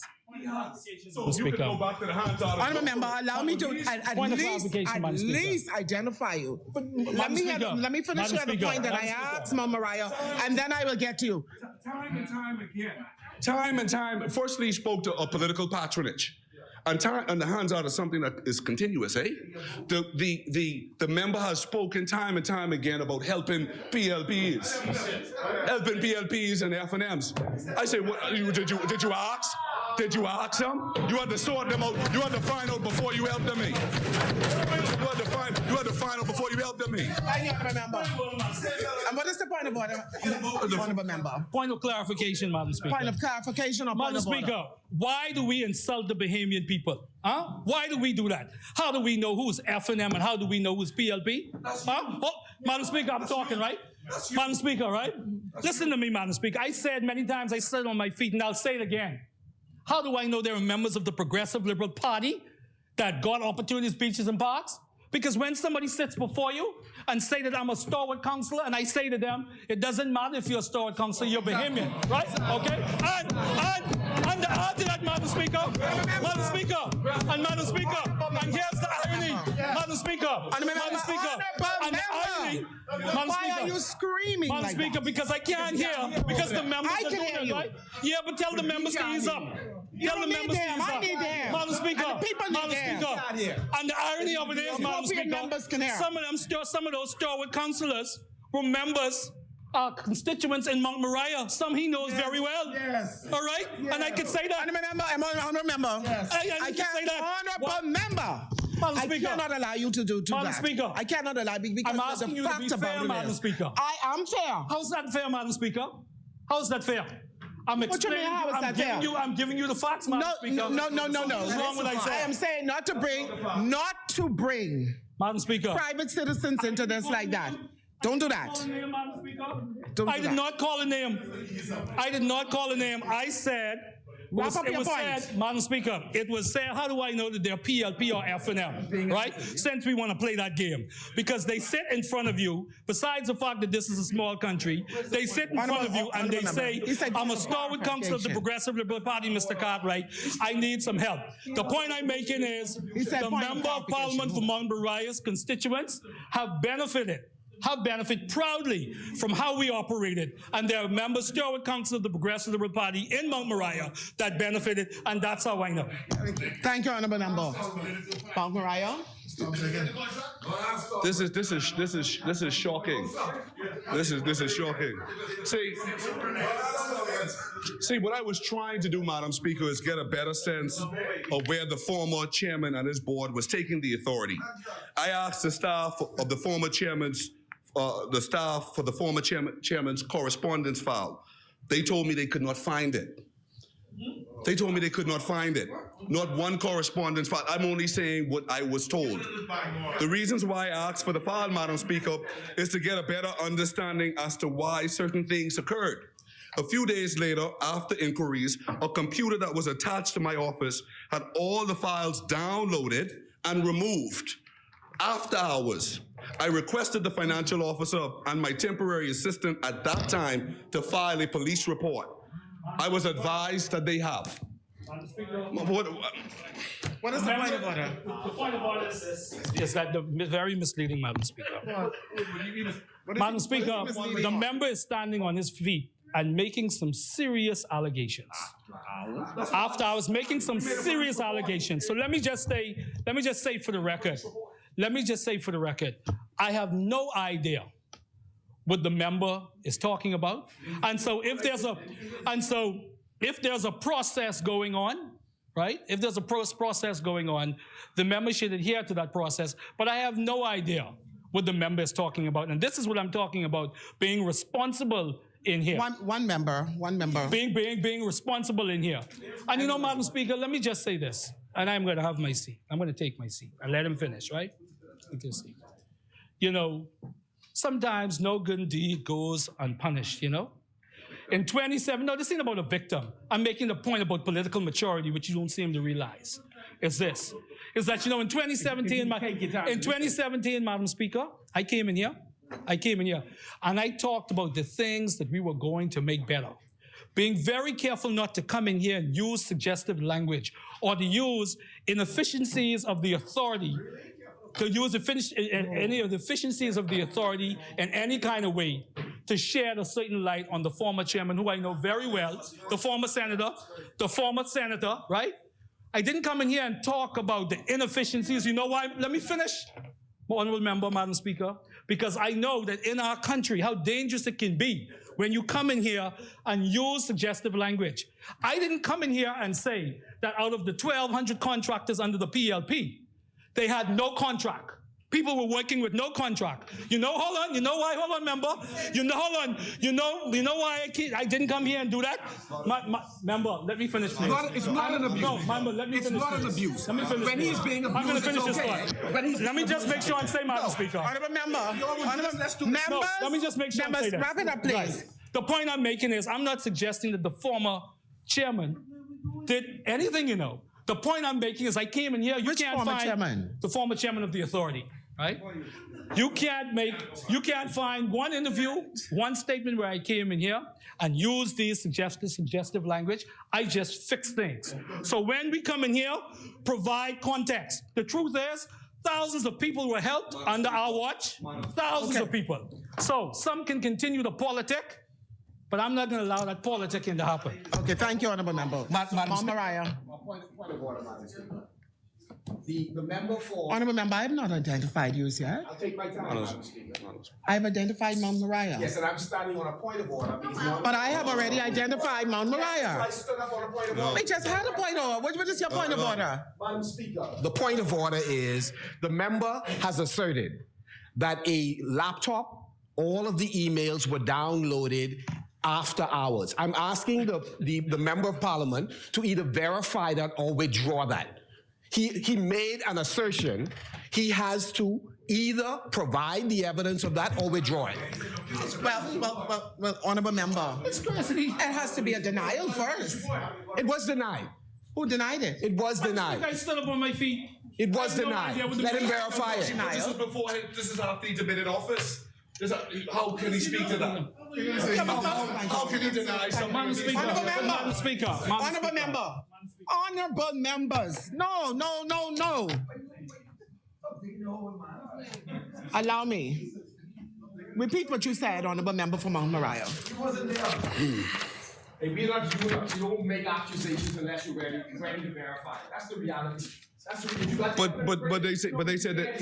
Hold on, wait. Mount Moriah?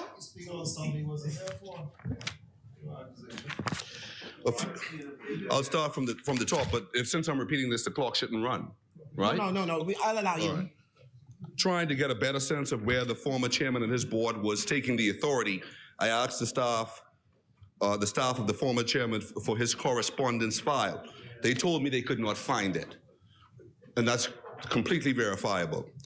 I asked for the file, Madam, and I didn't receive the. Hold on. The reasons why I asked for the file, Madam Speaker, is to get an understanding as to why certain things occurred.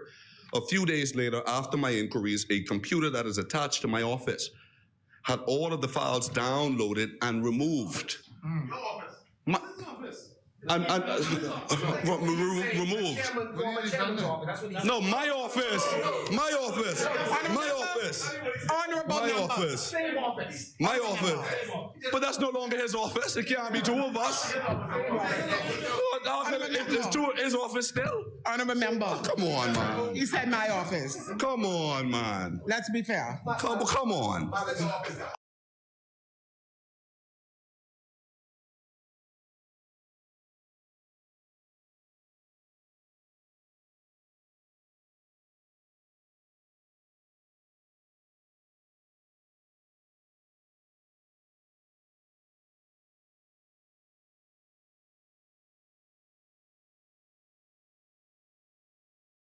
Invite you to ask the member whether or not he is referring to a computer. Honorable member. That's all. Honorable member.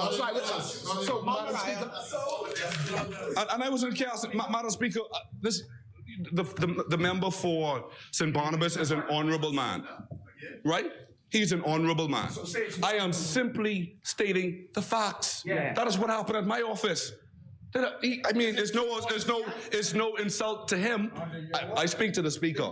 I address myself to the speaker. Have a seat. There will not be two members on their feet. Have a seat. There will not be two Have a members seat. on their feet. Have a seat.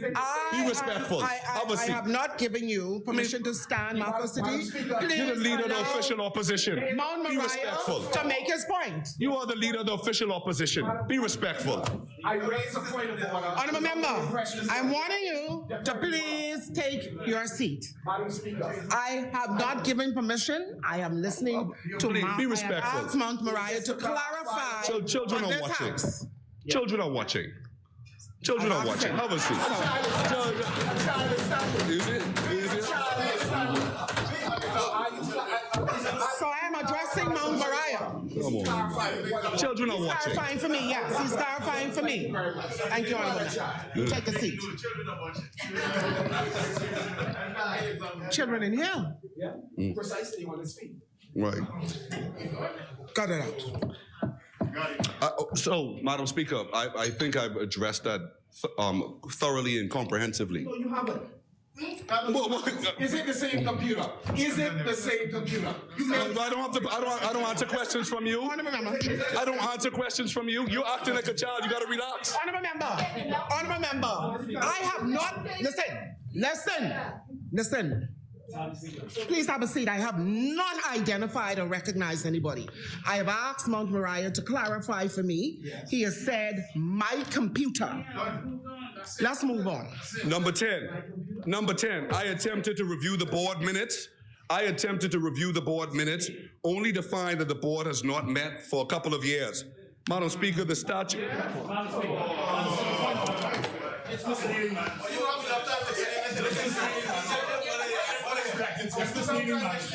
Madam Speaker, Honorable member, there will not be two members on their feet. He's not been recognized. He's not been recognized.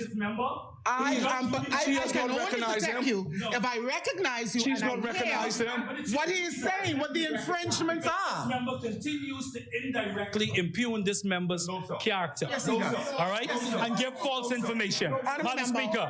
Madam Speaker. Honorable member. Madam Speaker. Honorable member. No. You can't talk to me. No. Honorable member, take a seat. What is the infringement, St. Barnabas? What is the infringement? The board did meet the time the board didn't. What is the infringement? You said a point of order. Misleading. Misleading. When did the board didn't meet? The last time the board didn't met. meet. Mama Raya? The last time the board met was in November of 2019. Why? Because we were dealing with COVID. Right? Hold on, no, don't try that. Don't try the suggestive language. No, you didn't say that, right? The board, because of COVID. There was no legal framework. There is no legal framework. There was no legal framework until this day. There's no legal framework for the board to have met virtually. We did have a Zoom meeting. To talk about the updates. The last time the board met was November 2019, and then we had the onset of COVID. Okay? The authority was closed down a number of times. So again, stop playing politics and provide the context. Thank you, Honourable Member. Madam Speaker, I would like the Honourable Member to show me the provision that says that the authority needs legislation in order to meet virtually. He can provide the law for us on that. I'll be guided. If he can provide the law that says that you actually need some law to meet virtually, or have a what next? Law for WhatsApp group? Madam Speaker. I hope the member. Honourable Member. Yes, ma'am. First of all, St. Barnabas, why are you on your feet? I haven't identified you as yet. And second of all, you didn't tell me why you're standing. What point are you on? Incorrect things are being said in the way and the suggestive language But when you that's get being up, used. please indicate to this House, to this chair, to the people of this country, what point you are standing on. No problem, Madam Speaker. That's all. All I'm saying is that the member continues Which not to point provide. are you standing on? Not to provide. Which point are you context, Madam standing Speaker. on? Okay? Which point? Misleading.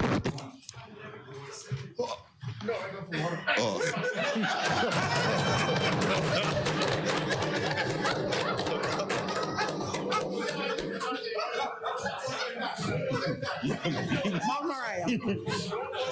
He going to. They say bring the water. I can say. Let's go, Mama Raya. I'll move on from the board meetings, part of it. In the name Madam of Speaker. Jesus. Madam Speaker, the authorities has been operating in an archaic fashion. For instance, the authority does not have an inter-office computer network. The desktops are outdated. Madam Speaker, staff members are signing in on a sheet of paper to sign in for work. It is something to behold. The authority is in the dark ages, and we don't even have a website. But we will get to the part where we fix it, Madam Speaker.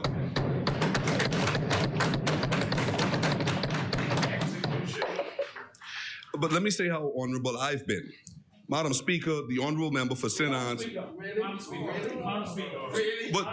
Madam Speaker.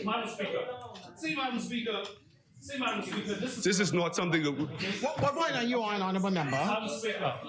Madam Speaker, the member continues to stand on his feet.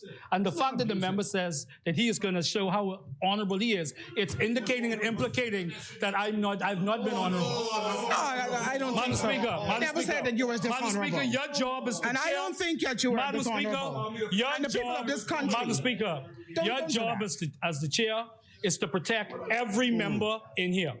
I don't feel that I'm getting the protection. I don't feel that I'm not getting the protection of the chair, Madam Speaker, here today.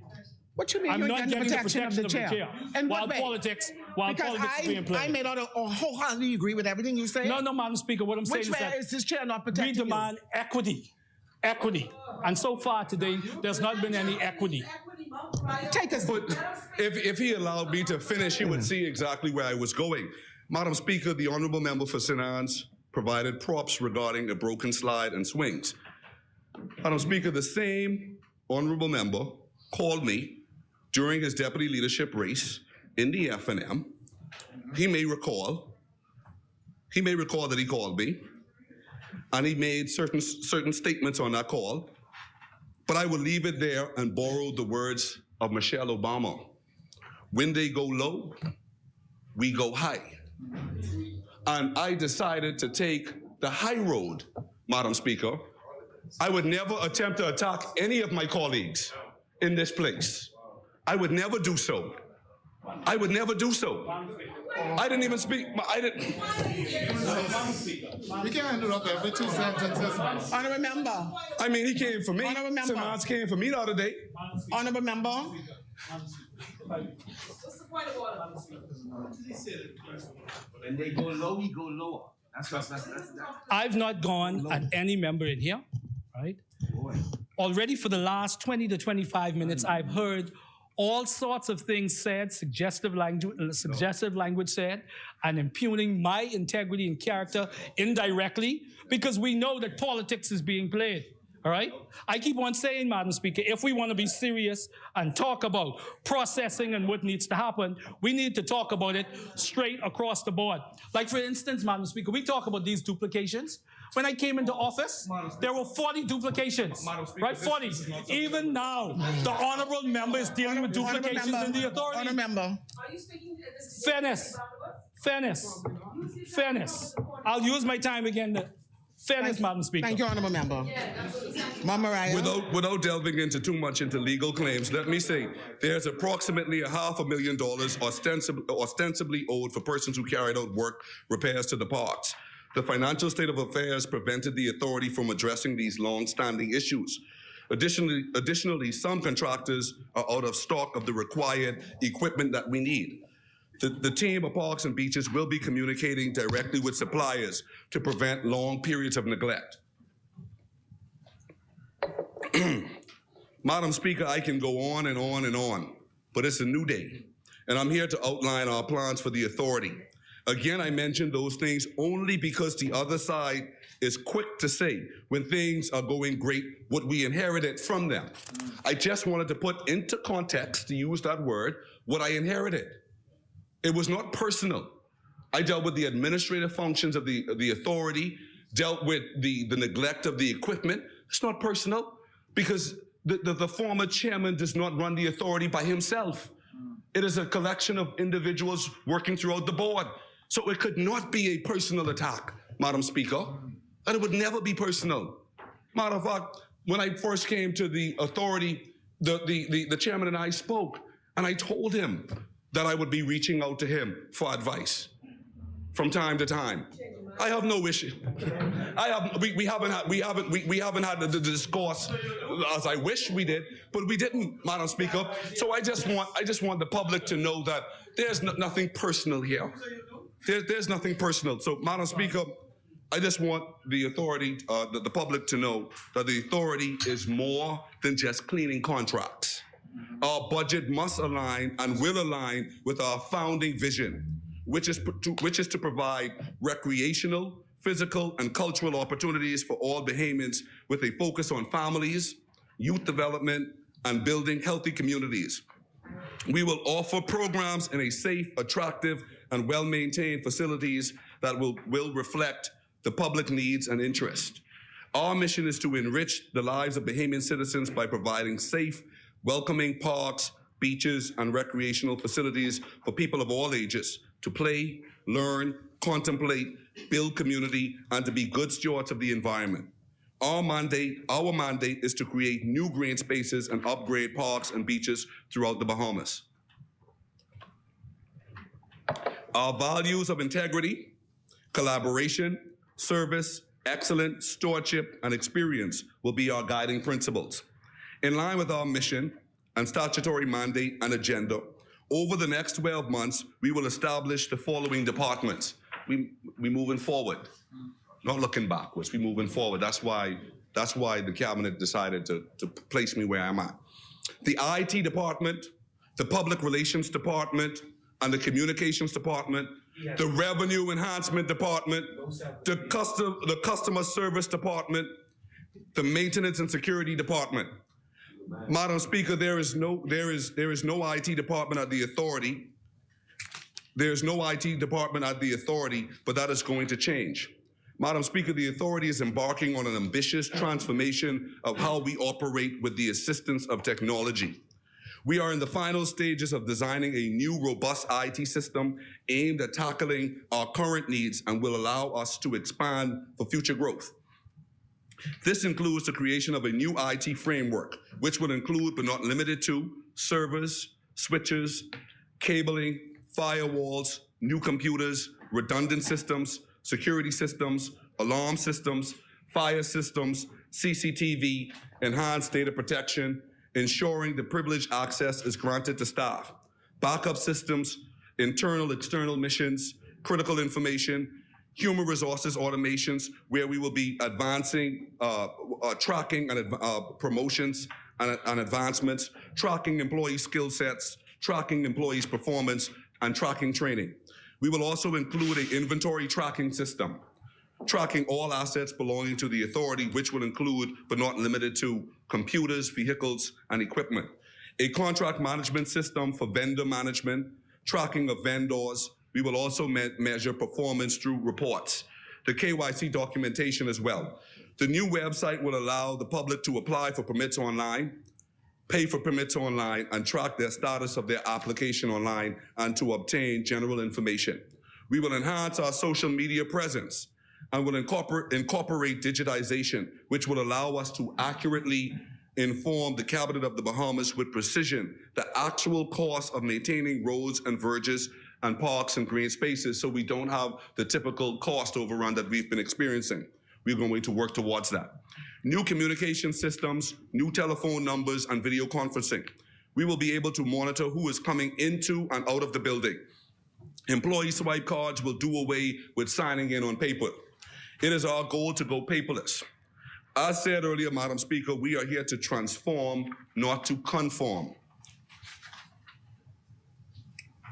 I would also like to acknowledge Saunders Enterprises, who has been instrumental in moving the authority forward.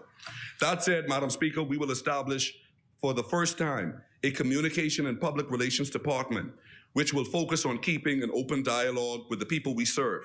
We will inform the public of our initiatives, progress, goals, and areas of focus.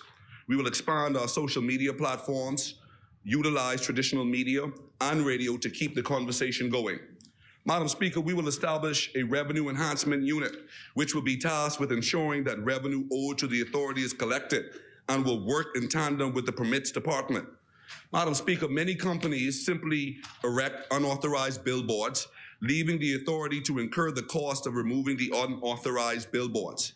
The funds collected will be earmarked for social programs and outreach initiatives, such as adopting schools, purchasing of laptops, school supplies, just to name a few. Madam Speaker, for the first time, we will establish a sales unit to promote the growth of the authority's main areas of business. Additionally, Madam Speaker, we will establish the Maintenance and Security Department, which will be tasked with maintaining properties under the remit of the authority and ensure that our buildings are secured. Madam Speaker, it was well documented that the lifeguard program was significantly scaled back under the previous administration. When we took office, we were down to 2 lifeguards and 1 supervisor. Madam Speaker, we are back in the life-saving business. We hired 1 new lifeguard already and have redeployed and trained a trained lifeguard to the beach as she was doing administrative work. We have engaged the lifeguard manager, and I have given him directions. Yeah, no problem, sir. The chair recognizes the honorable member. Thank you, and I thank the member for yielding. The lifeguard program when we came into office, the lifeguard program when we came into office had about 12, if I'm not mistaken, 12 to 14 lifeguards in 2017. What we found happened was that 70% of those lifeguards were not certified. They were not certified to be on the beaches to save people's lives. So the program wasn't indiscriminately just broken down. The reality of it is you only had a certain amount of lifeguards that were certified, and we were doing our best to reach out to the Defense Force and other places to find certified lifeguards. And so I congratulate the honorable member on trying to reconstitute that program as we did. Thank you, Madam Speaker. Thank you, honorable member. Mahoraya. We have engaged the lifeguard manager, and I've given him personal instructions to start the training sessions and refresher courses for all the new and old employees. They have been without uniform. We have addressed that already.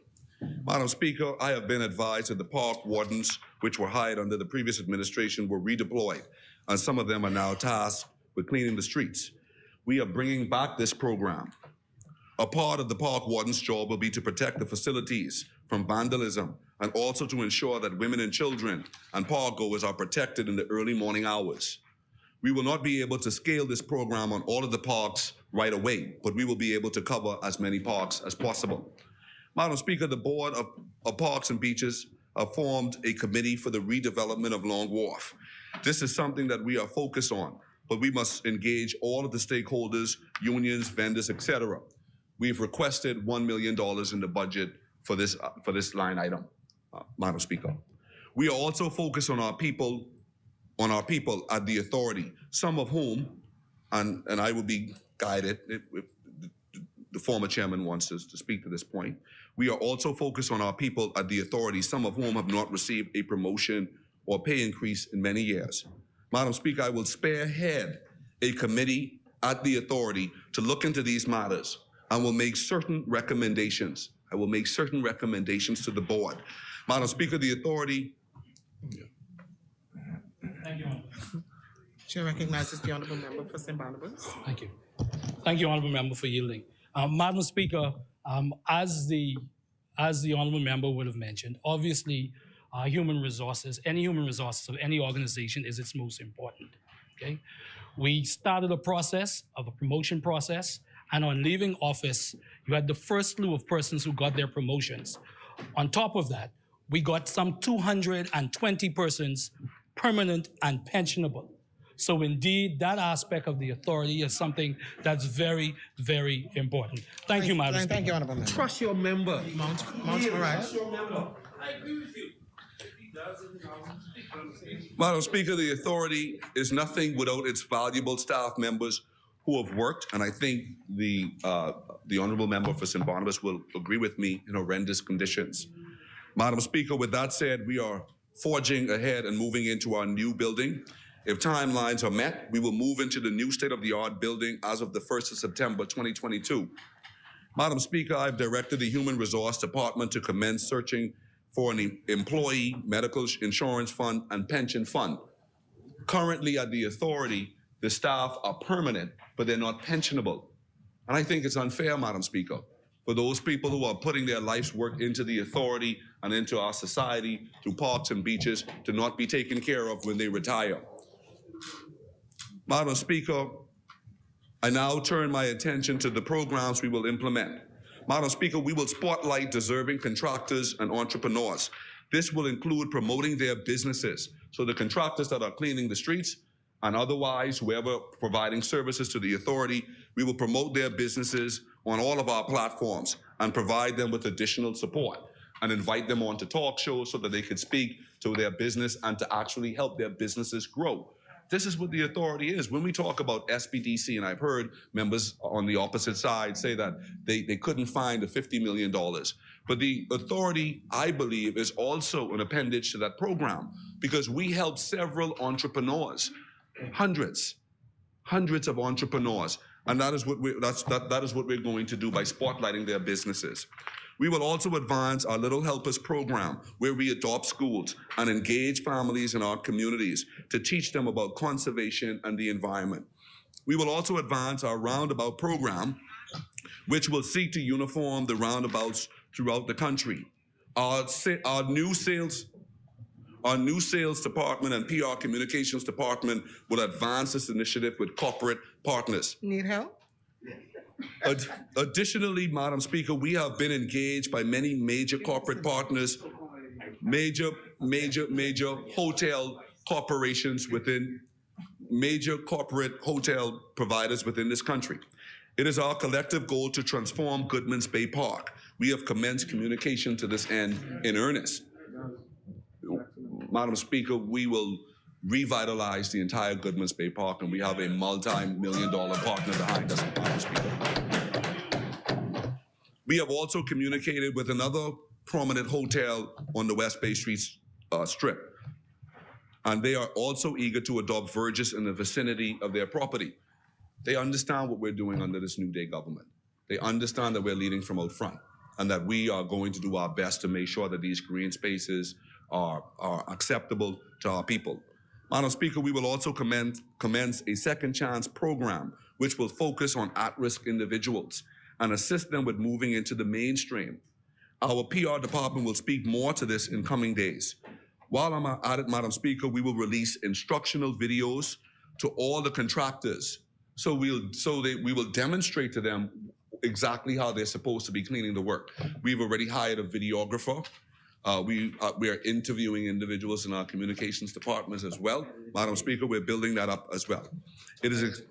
We will also produce a video showing them what the required documentations are for securing contracts at the authority.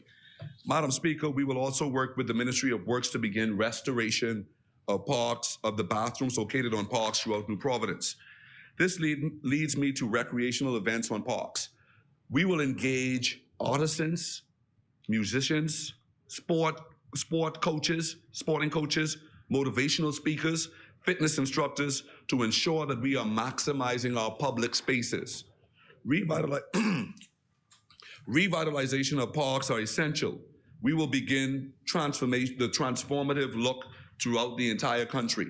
Madam Speaker, currently one superintendent has been responsible for logistics of the cleaning of 8 zones throughout New Providence. We will change that. The island will be separated into 2 districts being managed by 2 superintendents. This, we believe, will create a greater efficiency, which will lead to a cleaner environment. Many members of Parliament have complained about lighting. We have included provisions for the purchase within our budget for the purchase of a new bucket truck. For the first time, I don't think that we ever had a bucket truck. And so there is no bucket trucks at the authority. Madam Speaker, the authority will be hiring an electrician to service the lights on the parks, to drastically reduce the cost of doing so, and to reduce the turnaround time in getting the lights back on. We will also establish the beautification unit, which will focus on general aesthetics and tree cutting. Madam Speaker, we will be purchasing new skies, bush hogs, and various equipment to drive down the cost. We will purchase these items directly. We are going back into the communities from which we came to help. Our budget is not solely fixated on the distribution of contracts, but focused on growing the authority in a holistic way. Madam Speaker, Mount Moriah supports this budget. It's a phenomenal budget, Madam Speaker. And I thank you, Madam Speaker, for allowing us great latitude in this place today. Madam Speaker, great latitude. And Madam Speaker, if I have offended any of my colleagues in this place, Madam Speaker, I apologize. But Madam Speaker, they say that facts are stubborn things. And what I tend to do, Madam Speaker, is just stick to the facts. Just stick to the facts, Madam Speaker. That ends my contribution, Madam Speaker. Thank you, Honourable Member. Chair recognizes.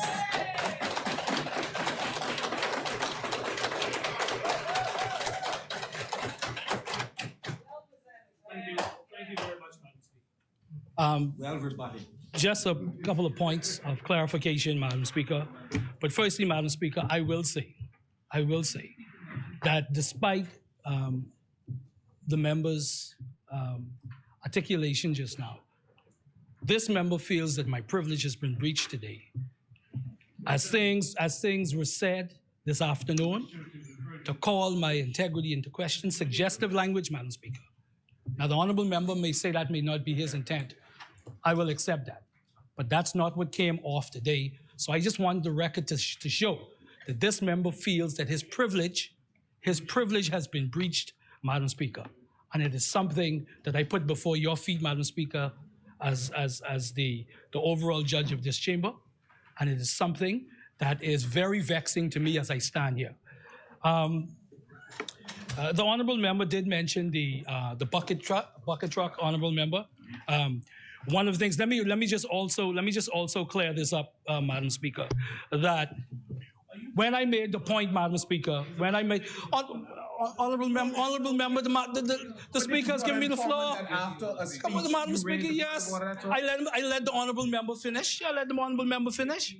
No, he's not. No, I'm not taking the phone now. Presentation. The speaker has allowed me to speak, honorable member. No, I'm just saying you just keep on getting up. Unanimous? Yes, ma'am. Okay, so we're talking about the bucket truck.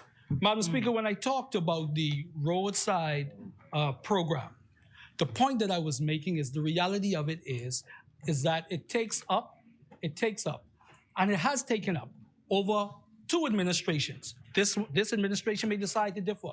The program itself takes up a great deal of the authority's budget. We did all we could have in addressing all of the other matters bit by bit. And that's why, Madam Speaker, there were 2 reports, Madam Speaker. There were 2 reports that were sent out. And I hope that the honorable member continues something like this. It doesn't have to be the same thing, but 2 reports that were sent out to the public, that went out to the newspapers, that provided an update of all of the improvements, all of the progress that was made at the authority. In reference to the bucket, truck. Honorable member, the chair recognizes the honorable member for West Grand Bahama. This is amounting to a rebuttal that is only allowed in respect to if he's clarifying a matter raised by the member. But he's not. He's engaging in a text about his time of leadership. That is to be, I would think, including his speech next week when he speaks. But that not now, unless you're taking the floor. But you're not taking the floor. And a rebuttal is not allowed, Madam Speaker. Thank you, honorable member. I agree. Just to clarify the point, Madam Speaker, that was made by the honorable member. Okay? In reference to the bucket truck. The authority needed a bucket truck. What we did in the first instance, though, was to purchase a beach machine. And that was priority at the time. There is no doubt that the authority, obviously as the honorable member can clearly see and has seen, needs to add to its fleet, needing equipment for different things. So I just wanted to make sure. Thank you, honorable member. Another point of clarity, Madam Speaker, the honorable member talked about duplications. I will say again, duplications, as the government's own report said, the duplications are a result of not having a proper mapping system, as well as the government's own report says that those duplications were not paid. Thank you, honorable member. The larger point within the duplication point that I was making, Madam Speaker, is that we haven't suffered any of those issues during this time.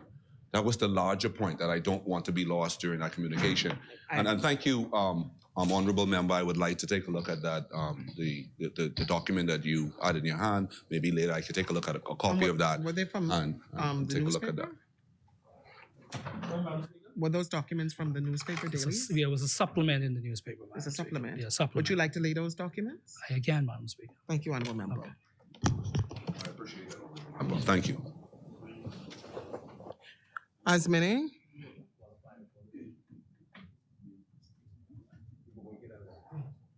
Speaker, we had, the leader of the opposition can inform me, we had expected a member of your side to speak next, but if not so, we shall now cause for the suspension return tomorrow morning. And we'll return tomorrow morning. The member for Pine Ridge will have the floor at 10 o'clock in the morning. Madam Speaker, we now move for the suspension. Thank you, honorable member. St. Anne's? Madam Speaker, agree with the leader of government business. Thank you. Is there a seconder? It's been moved and seconded that the business of this House be suspended until 10 a.m. tomorrow morning. All those in favor shall remain seated. Those opposed will stand. The motion is agreed. The business of this House is suspended until 10 a.m. tomorrow morning.